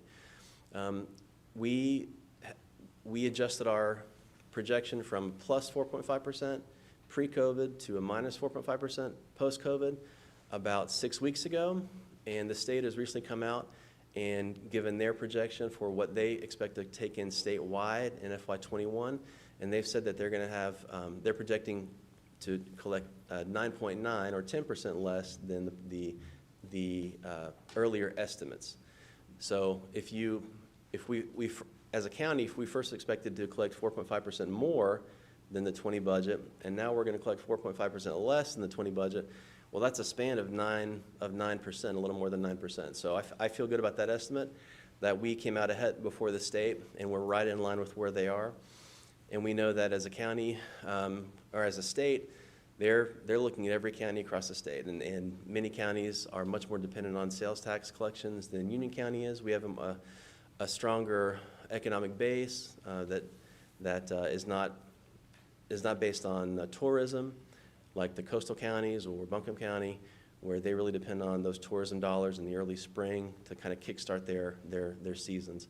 We don't have that tied to the tourism industry, so I feel like personally we will outperform the state average, but that's yet to be seen. If there, as the county manager said in his message, if there are over collections throughout the year, there may be a mid-year request to fund FY21 priorities. We'll keep you updated regularly on our collections, so we can make sure to make informed decisions in that area as well. The beneficiaries of any additional sales tax throughout the county will be the county's general fund and the fire departments. In the previous fire funding structure, it would just be the big 5 departments, Hemby Bridge, Stallings, Waxhaw. But now that the funding structure has changed, so all 18 districts are individual special revenue funds or special revenue districts. They are each entitled to a portion of sales tax. So if we overcollect, everyone will benefit. If we undercollect, everyone will suffer. The great economist Adam Smith is famous for saying that a rising tide lifts all ships. And the Oracle of Omaha, Warren Buffett, said that when the tide goes out, you can see who is skinny dipping. So you get caught somewhere in between, and hopefully we'll be on the rising tide lifts all ships throughout the year. The one other point to the sales tax is that to establish the fire funds, we took a portion of our sales tax receipts from county collections and diverted it to the newly formed fire fund district. So we'll talk about that more when we get there, but that also affects our collections. This is a quick chart to show our appropriated fund balance over time. You can see the arc up over time that shows the years 2000, FY17, FY18 through FY19, when the county had accumulated a significant amount of unassigned fund balance. And as such, we received good direction from the board to spend that to maintain the stable tax rate. And you see the arc go up and the arc is coming back down. And so we're on the back end of that now, where our available unassigned fund balance has depleted to an amount where we would like to have a little bit more to keep some distance between us and an emergency.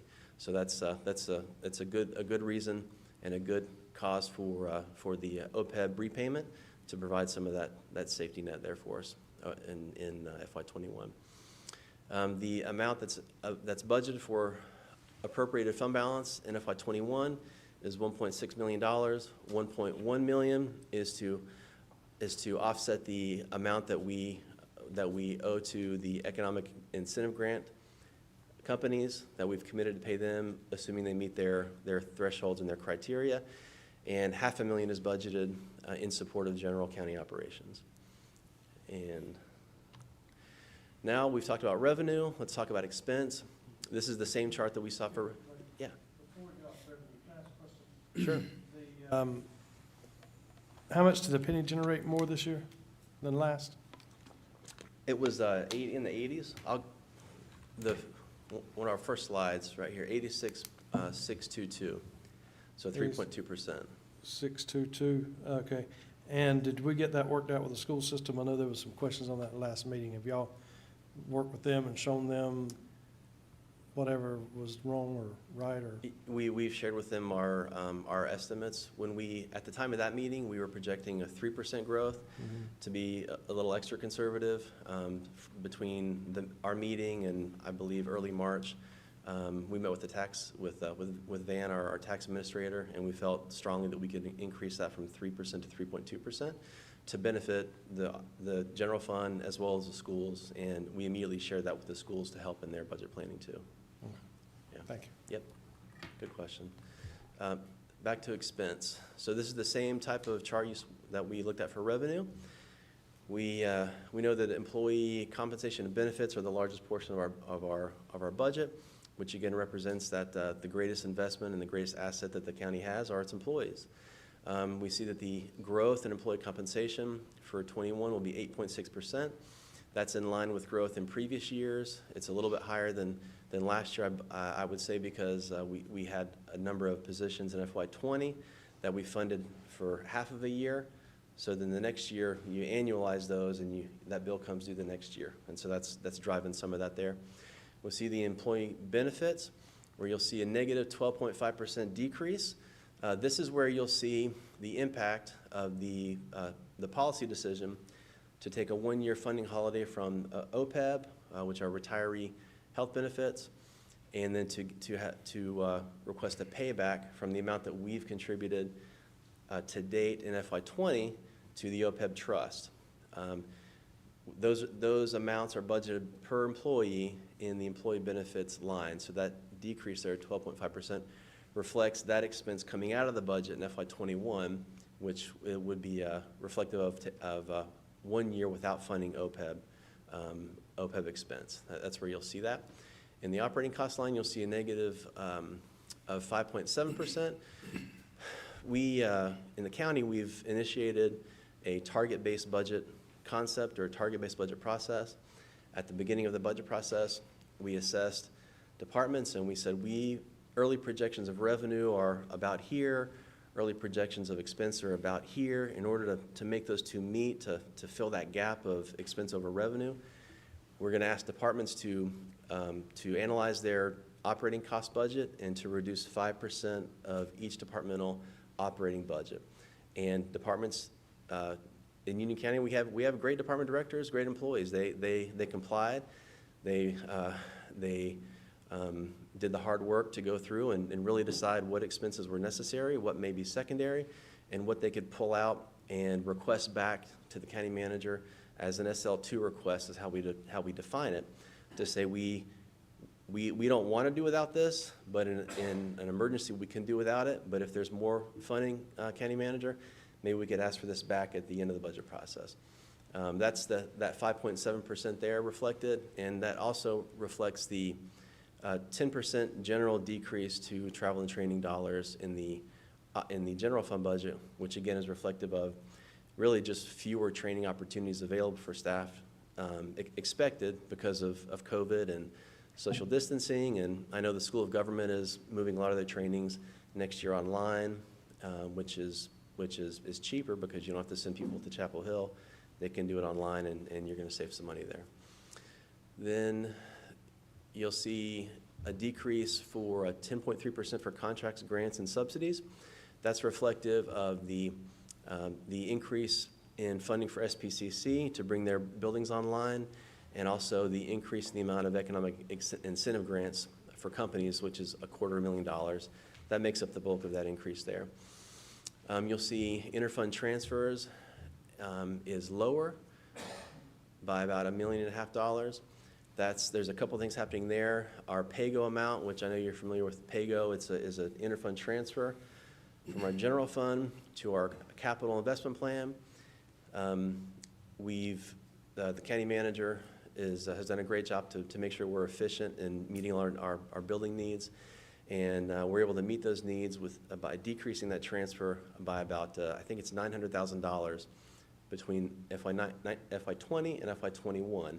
And so that's a big part of that decrease there. And also in FY20, we budgeted quite a bit of money as a transfer from the general fund to the fire departments to meet their emerging needs for investment equipment, refreshing new fire trucks, tankers, air packs, all the stuff it takes to be a fully functional fire department. So those are no longer in the general fund, and we know that under the new funding structure for the fire departments, they will have the resources they need to meet those ongoing capital investments themselves, and won't need to rely on the county general fund for that going forward.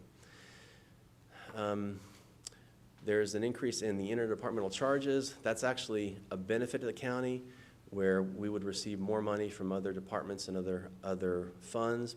That's a result of the consolidation of the internal service funds this year for IT, fleet, and facilities. They were, prior to this year, they were separate funds. They were merged into the general fund, and so revenue that they received previously now comes to them in the general fund, so that benefits the general fund, and you'll see that reflected in that number. And the piece that I want you to look at, and so you see it, is the $5.2 million there on the last line, which is fund balance contribution.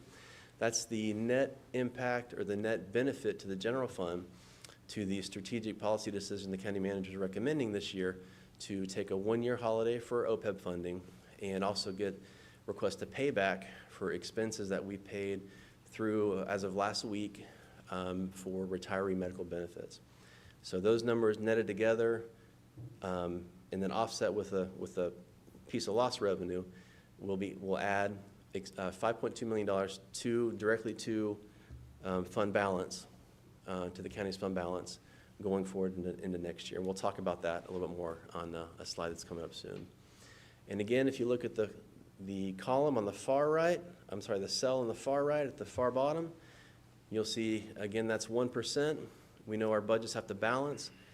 We're not Congress, so we have to balance our budgets. And you saw a revenue increase of 1%, and you see an increase in expenses by 1% also. And the total dollar amount of general fund appropriations, as the manager said, is $169,294,184. And that's a 1% increase over FY20. Now, we know a big piece of the annual budget is, will there be enhancements available? I know that when we were in the midst of the COVID crisis, we weren't sure if there would be any funding available for growth or for increases to current service level. The county manager did an excellent job, and as well as the executive team, to look for realignments within the general fund to find where we previously had funding available that we could realign to other pressing needs. And this is a list, this is a subset of some of the enhancement items, or as we term them, service level 3s or SL3s, that were increases to the current service level within the budget. And this is only the list that made up at least 5% of the total increase amount for enhancements. I hope that makes sense. But so if you look at the top, the number one recipient for enhancement funding for FY21 will be SPCC with $500,000. We've talked about the need to operate and maintain those buildings when they come online, and that's the hit there. We are appreciative of SPCC and Dr. Farr for being great partners with us this year and working with us to bring that number down to something more manageable that we could that wouldn't put pressure on other general fund services and still meet their needs. The increase there for facilities is $426,000. That includes $200,000 for the renegotiation or a new contract for our janitorial and maintenance services of our buildings. We want to make sure that we're maintaining the assets that we have, and that's an investment in our county assets. And then there's also some positions for HVAC technicians and general maintenance workers to make sure that we're investing in our facilities. County Manager Watson mentioned that we had a consultant come in to look at our IT services to make sure that we're being efficient and effective and see how we can improve there. and you'll see $250,000 set aside as a pool of funds to invest in technology services as need be in response to the recommendations of those consultants. You'll see $219,000 for social services. If you remember back to our workshop we had a few weeks back, Ashley came and spoke and talked about the opportunity with the state to transition the group home to the state for a long-term lease. And the amount of budget that we will be reducing, or the amount of expense we'll reduce from the county, because we'll no longer be operating the group home, is about the exact amount of the enhancements that have been approved for social services. So really, that was an opportunity of realigning funds that would no longer be needed for the group home into much-needed investments into social services. We see investments in library services, the Union County Sheriff's Office, that funds 2 additional deputies. Now, I want to be clear that those are deputies that are aligned to the town municipal contracts. You know, the Sheriff's Office provides patrol services for several of our municipalities, and those are for 2 municipalities that requested an increase in number of deputies that they would like to have patrolling their communities. So the sheriff is going into FY21 with a modest 2% growth in expense, and he's holding his staff level flat, and really being a great partner for the county. Then I think that's enough for this slide. Next slide. This is more about position increases. This is the change in county positions over time. The increase in full-time positions in FY21 over FY20 is 38 full-time positions. That's a 3.1% growth over the previous year. The breakout of those 38 positions is as follows. 25 of those positions will be in the county's general fund, so they'll be taxpayer funded.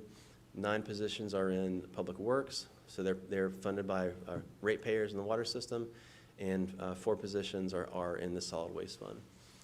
So it's not 38 positions, it's 97 new positions, 38 increase over, explain that. How many new positions come in?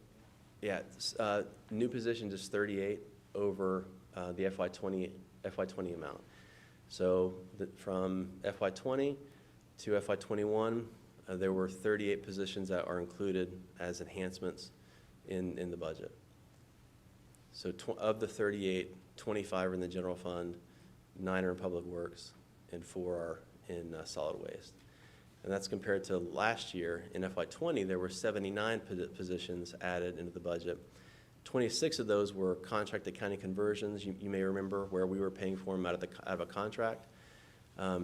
So the net effect here is that the position growth in 21 is significantly less than prior years. So the county managers made a specific decision to make sure that we moderate our growth in operating funding, in benefit funding, and in the growth in positions. And the positions that are being recommended for funding are strategic in nature to affect really the most core services in the county.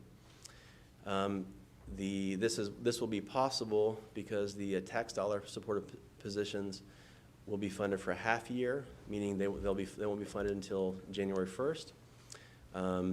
The hiring freeze will be extended through January 1st also to reduce some of that expenditure. And there are a handful of positions that are related to public safety that will not be subject to the hiring freeze because of their important role in the organization. This chart shows the level of county positions as compared to the county population. So the blue bars there is the population of Union County. It shows general growth in population over time. The orange line at the top shows the number of county employees per 1,000 residents in Union County. You can see that in FY20, so if you go to the far right of the chart and look at the bar that's from FY20, we had 5.31 county employees per 1,000 residents of Union County. and that number in FY '21 is 5.32. So it's basically the exact same funding level per resident that we had last year. So it's basically just keeping up with population growth in the county. Just for context, if you go back all the way to FY 2008, which was just preceding the Great Recession that we all have bad memories of, we had 5.48 county employees per 1,000 residents at that time. And so we're back at that ballpark of pre-recession levels, and we're maintaining that here in FY '21. And if you wanted to see a list of the actual positions, what makes up those 38 positions, in your budget book, if you look behind the tab, the budget message tab, you'll see a list of all those positions by department, by position title, and the purpose of those positions. So if you want to get a little more information, you can go to the budget message tab, and you'll see that there. Moving on to this slide gives a little more information regarding the OPEB payback, or the OPEB holiday that County Manager Watson referred to in his budget message. There's two lines in the table at the top. The first one is the FY '20 payback, which is reflective of the amount, the actual expenses that we have incurred to pay for retiree health insurance during the FY '20. So from the beginning of FY '20 through last week, that's how much we've actually spent. And so that's the amount that we can request back from the trust as repayment for the overpayments that we've made over the past little while. Then the next line, the FY '21 holiday, that's the amount that we would have budgeted in the general fund, in public works, and solid waste, and across all funds in FY '21. But by taking a holiday, we can reduce expenditure by that amount. And those two numbers together, netted together, represent the increase in contribution to fund balance of $5.2 million. And if you remember back to the expense chart, when I said, hey, look at this number, I want you to remember that, because that's where we're going to see that contribution to fund balance. That's where this number accumulates back to in the expense budget. This policy decision is only possible because we've been very generous in our contributions towards OPEB over the past many years. We're in a much better position for OPEB funding than our peer counties across the state. We've been recognized by the state treasurer for our diligence and consistency in contributing towards that OPEB liability. And the current trust balance, which is the amount that we've contributed over many years, along with any investment revenue that's accumulated to that fund, is $50 million. The current liability is $114 million. So that means that we, as of now, we have funded that liability in the amount of 44%, and that's well ahead of our peer counties. And that's what makes this strategy possible.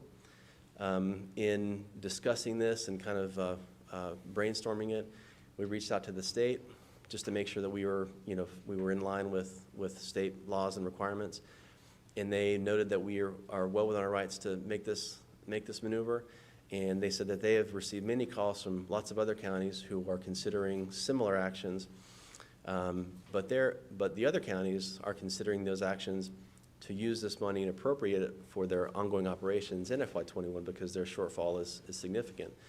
Whereas the county manager has made the great decision to appropriate that money into our fund balance account. So we're getting a payback, and we'll put it in our savings account in case we need it. Not that we're going to inject it into the budget to backstop ongoing expenses to maintain current expense level, because you've seen that the manager was very diligent in making sure that we reduce our expense to meet our revenue estimate of 1% growth. So we're looking at a 1% growth in total revenue, and we're matching that with a 1% increase in expense. And so this is a method to make that possible. I think that's enough. The next slide is regarding fire funding. We've talked about that in different methods.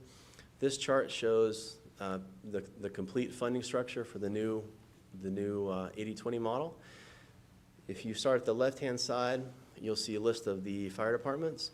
The column just to the right of that shows the amount the county fire tax, what it will need to be to establish this funding model in the first year. It's 1.56. In the previous year, it was 1.33. So to establish this funding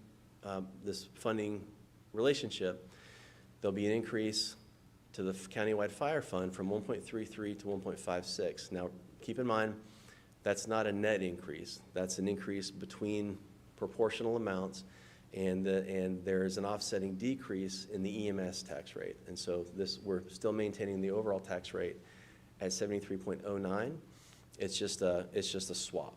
So I want to make sure we all understand we're remaining within the existing tax structure. The overall growth of expense for fire departments from 20 to 21 in this recommended budget is $250,000, which is 1.5%. So again, just like the county budget is growing at 1% to be conservative during the uncertain times.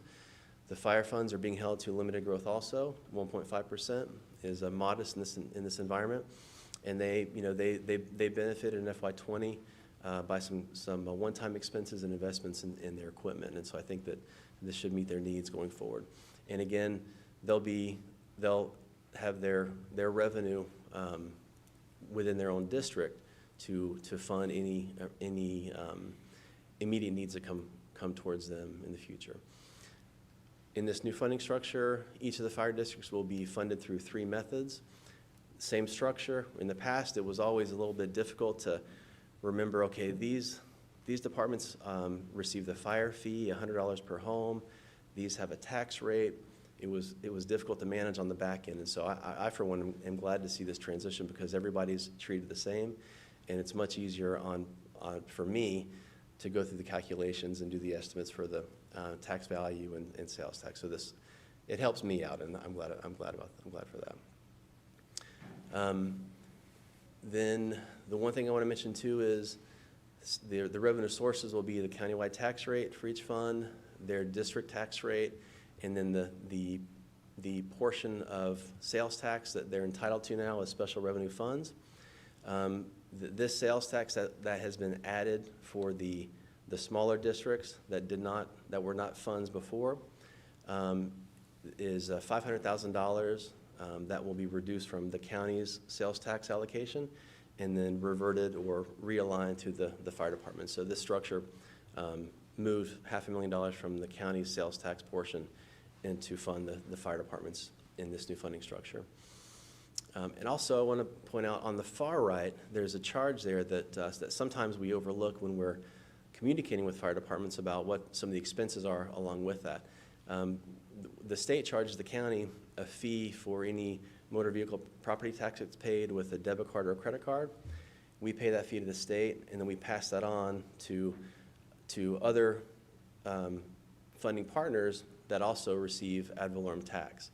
And so on the right-hand column, that's where we're passing on the card charge fee to the fire departments as a charge that they would incur for us receiving their ad valorem revenue and then passing it back onto them. So I just want to point that out so we don't overlook that. So I don't overlook that. This is investing in employees. We know employees are the greatest asset of the organization, and the county manager has continued that concept in the FY21 budget. He's included 3% of payroll for pay for performance to incentivize and encourage employees to work hard, provide excellent customer service, and be efficient in all that they do. That amount is $2.6 million this year. The health insurance fund, which is where we pay our county medical benefits, will increase from $17.4 million to $19.1 million. That's about $1.7 million, I believe, and that should be sufficient funding going forward in FY21 to meet that need in next year. And that's an increase of about 10% because of costs and to make sure we budget a number that will carry that fund through the end of the year in 21. Then the dental fund is a much smaller amount, but it'll be increasing by about 3%. And this maintains the commitment to employees, continue to offer standard benefit package, and and really to recognize also that, that demand for service in several parts of the county, especially human services, actually increases during times of economic decline. And so we want to be sure that we maintain and are able to retain and attract great employees. I want to talk about capital planning a little bit. I want to show you the change in our CIP from FY20 to 21. You'll see there's a pretty drastic change from the funding in 20 of $19.8 million to $4.9 million in FY21. The biggest piece of this is that there were several bond-funded projects in 21. Here, the Board of Elections, library expansion, and SPCC. Those bonds have been issued and the funding received, and so they're no longer part of the 21 funding process. So this $4.8 million will be funded through our PAYGO transfer, which is $3.57 million.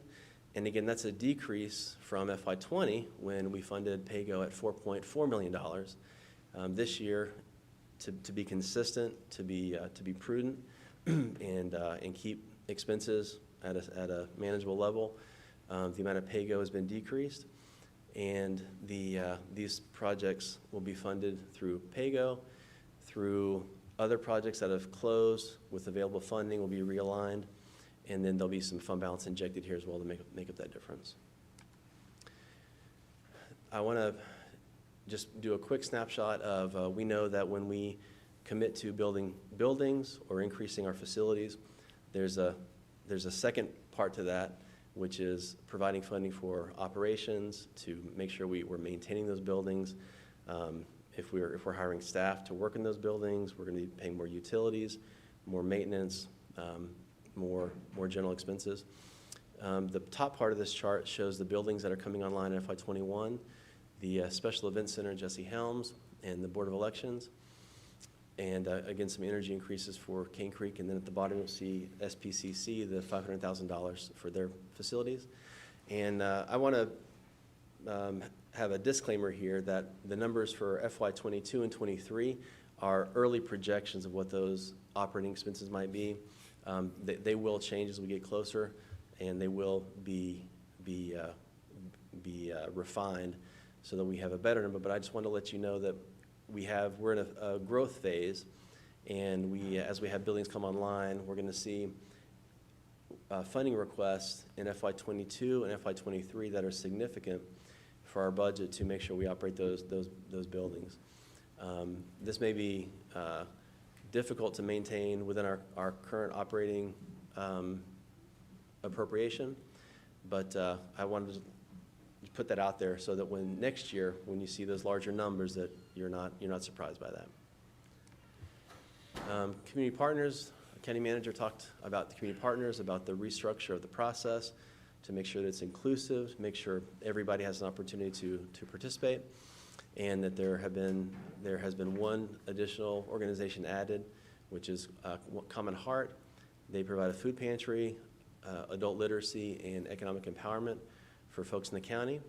They'll be funded at $10,000. They currently serve just under 8,000 individuals, and they have committed with the additional $10,000 that they're going to be able to serve almost 1,100 more residents in the county. So it's a pretty good bang for our buck there.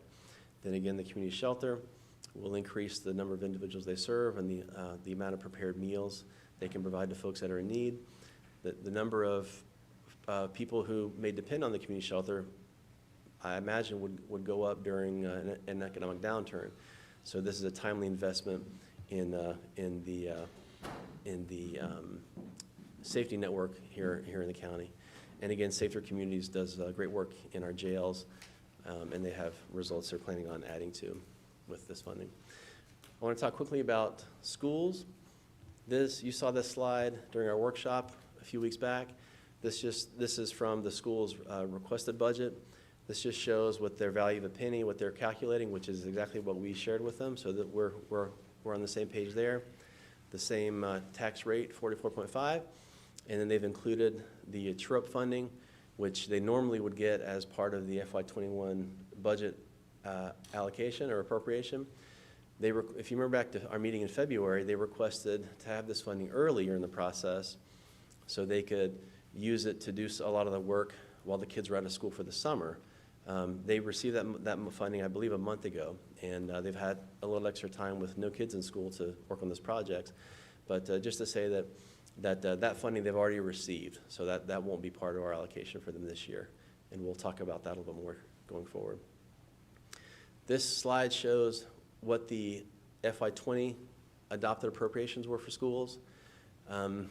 Their operating portion was $102.9 million in FY20, and their capital was $20.19 or $20.2 million. They've requested an increase of $8 million, and in capital, they actually requested $480,000 less than they received last year. So they, off the bat, they requested less funding from the county for capital expense. So I wanted to point that out because I'll mention that here in a little bit.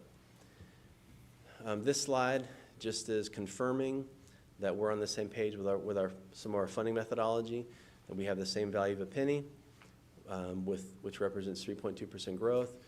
The county manager's budget recommends that they be funded at the 44.5% tax rate that they're used to. I'm sorry, 44.5 penny tax rate for a total 21 tax yield of $124 million, which is what they showed on their request slide also. They also have an investment income line in their budget, and so just like we're going to see a 50% decline, we're going to budget for that in our general fund. They're going to see that effect also in their fund, and that will affect them at about $250,000, a little bit more, and that's just based on the uncertainty of the economic market volatility in FY21. This slide it shows, it gives some more insight on their capital request.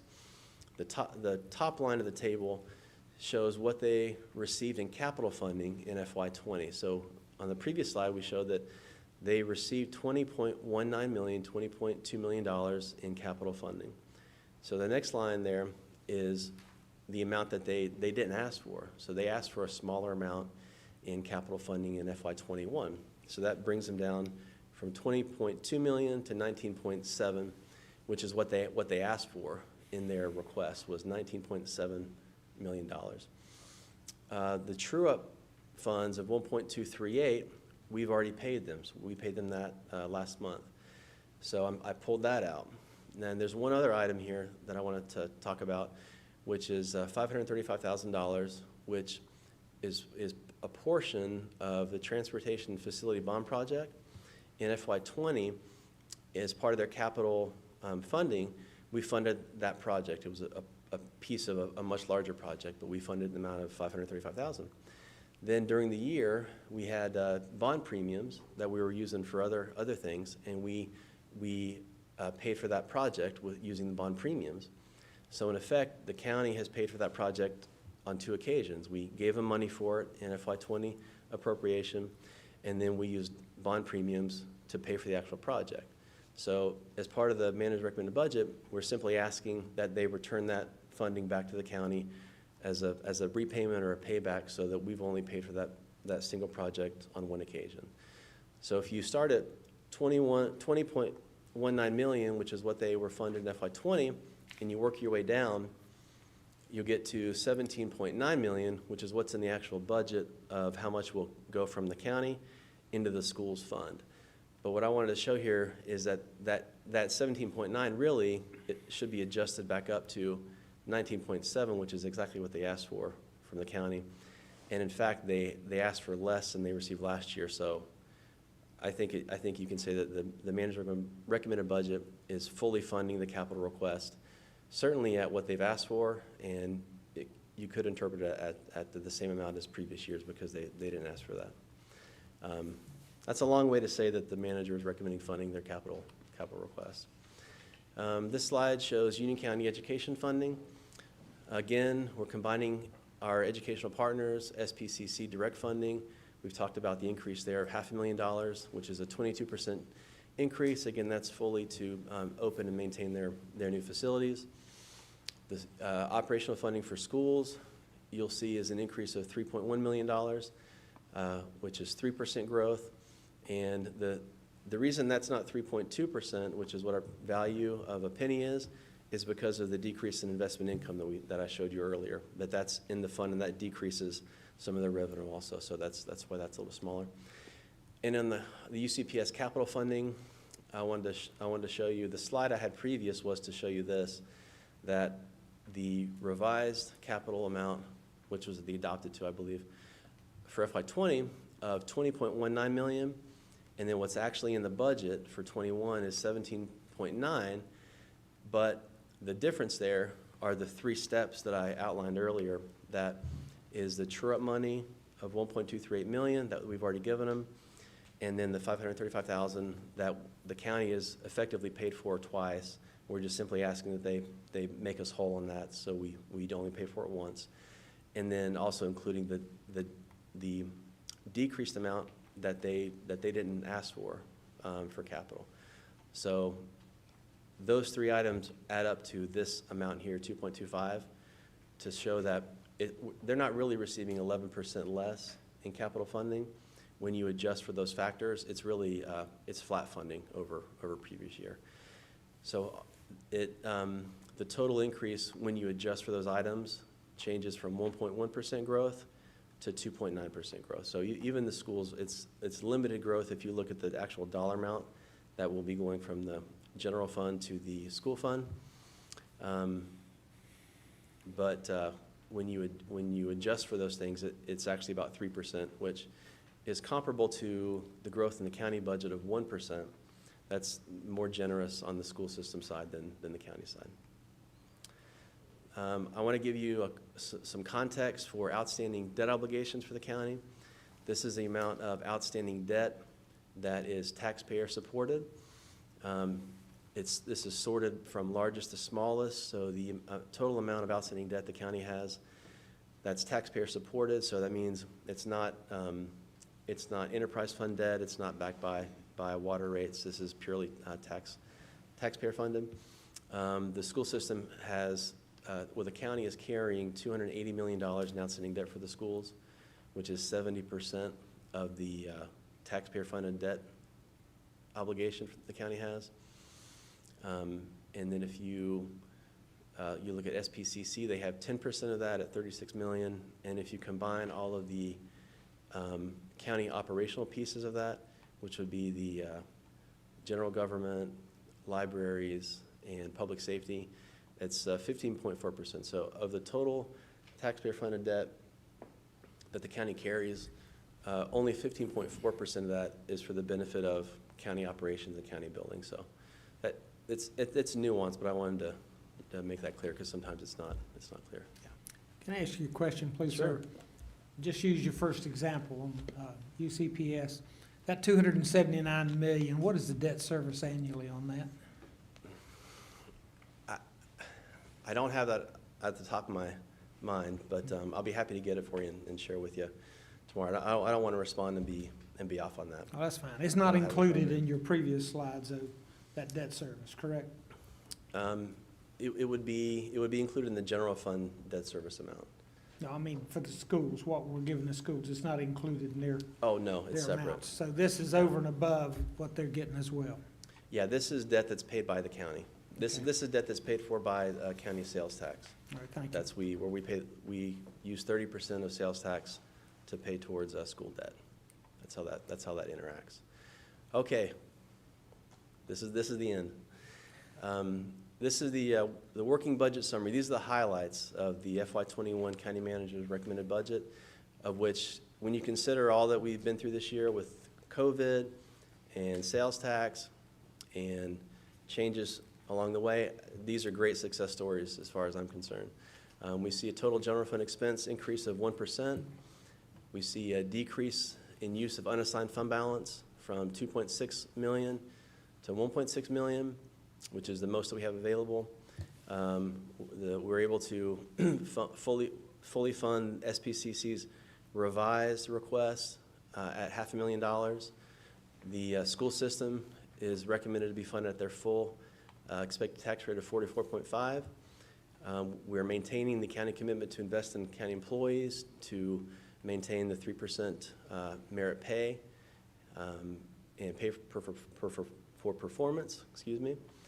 We are transitioning to a long-term and sustainable funding model for county fire departments.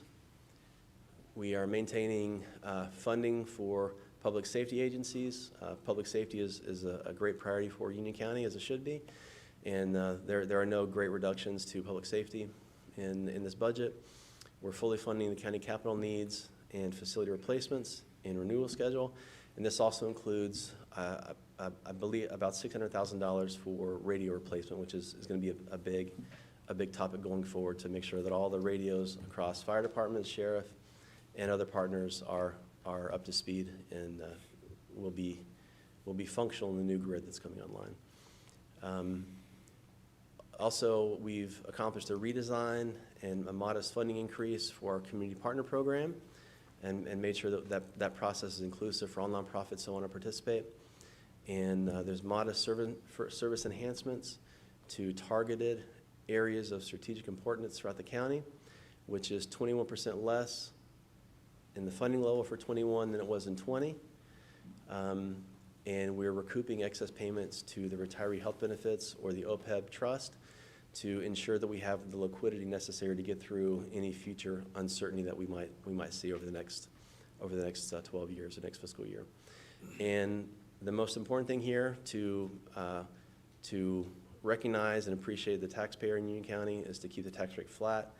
We know nationwide upwards of 30 million, 35 million folks have been displaced from their employment, and that number has cascaded and filtered through Union County.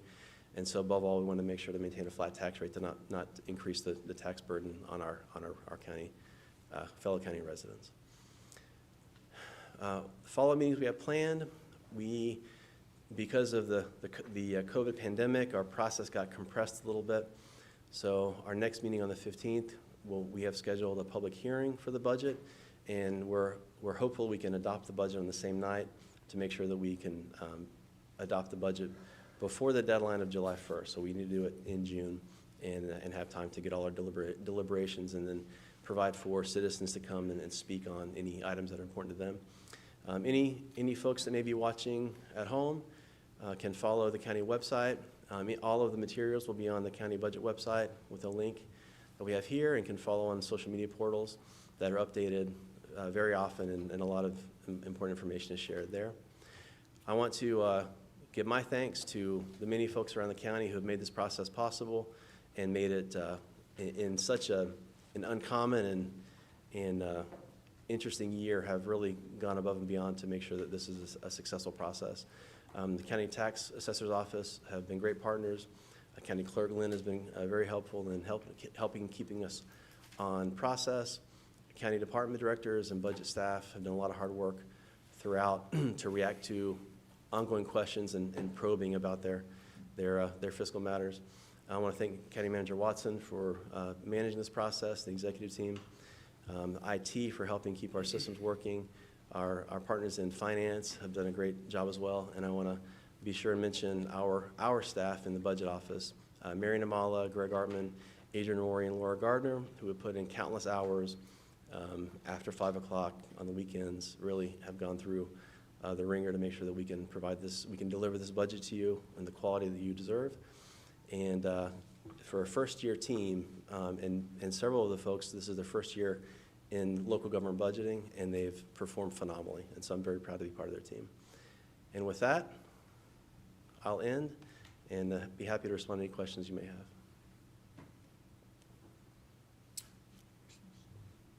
Thank you very much, Blake. All right, thank you. Good job. Takes us to county manager's comments. I have no more comments this evening. Thank you very much. I'm Commissioner glad to Akins. provide that smile, Stallings. Commissioner Akins. Well, since Mark didn't take any time, I'll take his. In all seriousness, I just want to thank the manager and the executive team and all of the staff that worked so diligently on this budget. I think in spite of all that we have been dealt with over these past few months, I think the job that you all have done is remarkable. I'm sure that we'll continue to have questions as we dig into this budget, but at first glance, I think you've done a remarkable job, and I just want to thank you. Mr. Rush?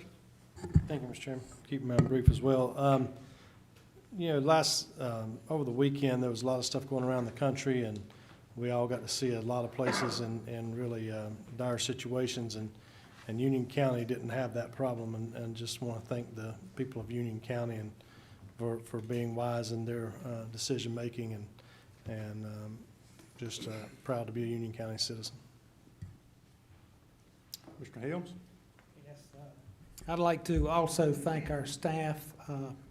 It took a lot of work to bring a budget in on target like it was, and creative ways that staff has worked to deliver this, and I'd just like to personally thank Blake. Very good job. And other than that, I'd like to say good evening. Mr. Ray? Well, I'd like to thank the staff, the management team for educating me and the other 4 commissioners. It's been a learning process for me. I have a strange habit that if I pick on you, it's a sign that I like you. If you don't believe, ask Brian Matthews and Patrick Nyland. I told Jerry today when I was talking to him, I'm still learning. I do want to get one thing in my comments. I've had a couple of calls, not a lot, but I certainly told the person that I would acknowledge it, and I have spoke to the manager about broadband service in our rural areas. We don't have a lot of control over that, and our manager and assistant manager Matthews told me they have already talked with the providers, and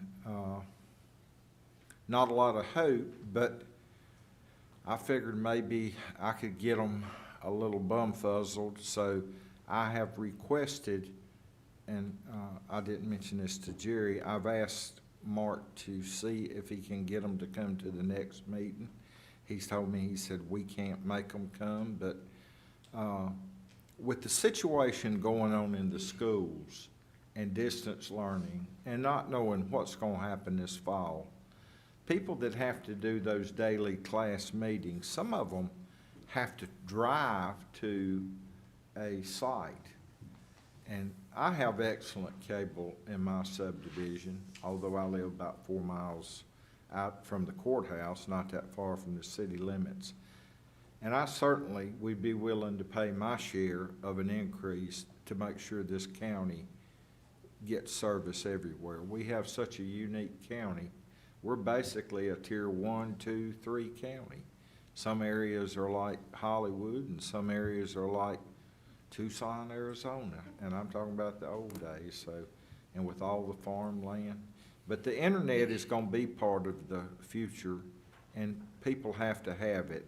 And we can't make them do it, but we can ask them 10 different ways. So I know the lady's watching tonight. She told me she was going to be watching, and I told her that I would do all I could, and I'm sure the other commissioners will too.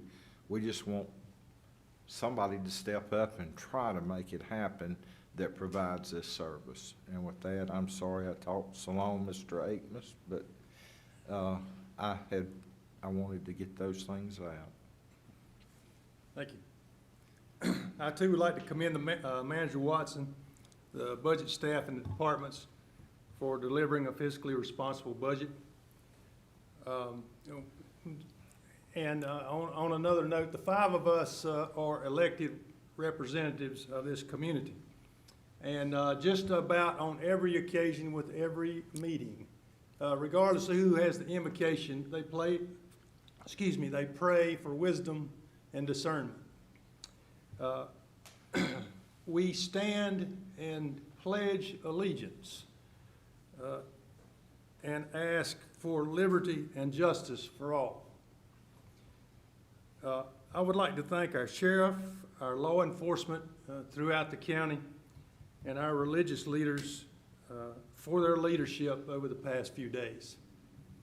The Apostle Paul said to bear one another's burdens, for it is the law of Christ.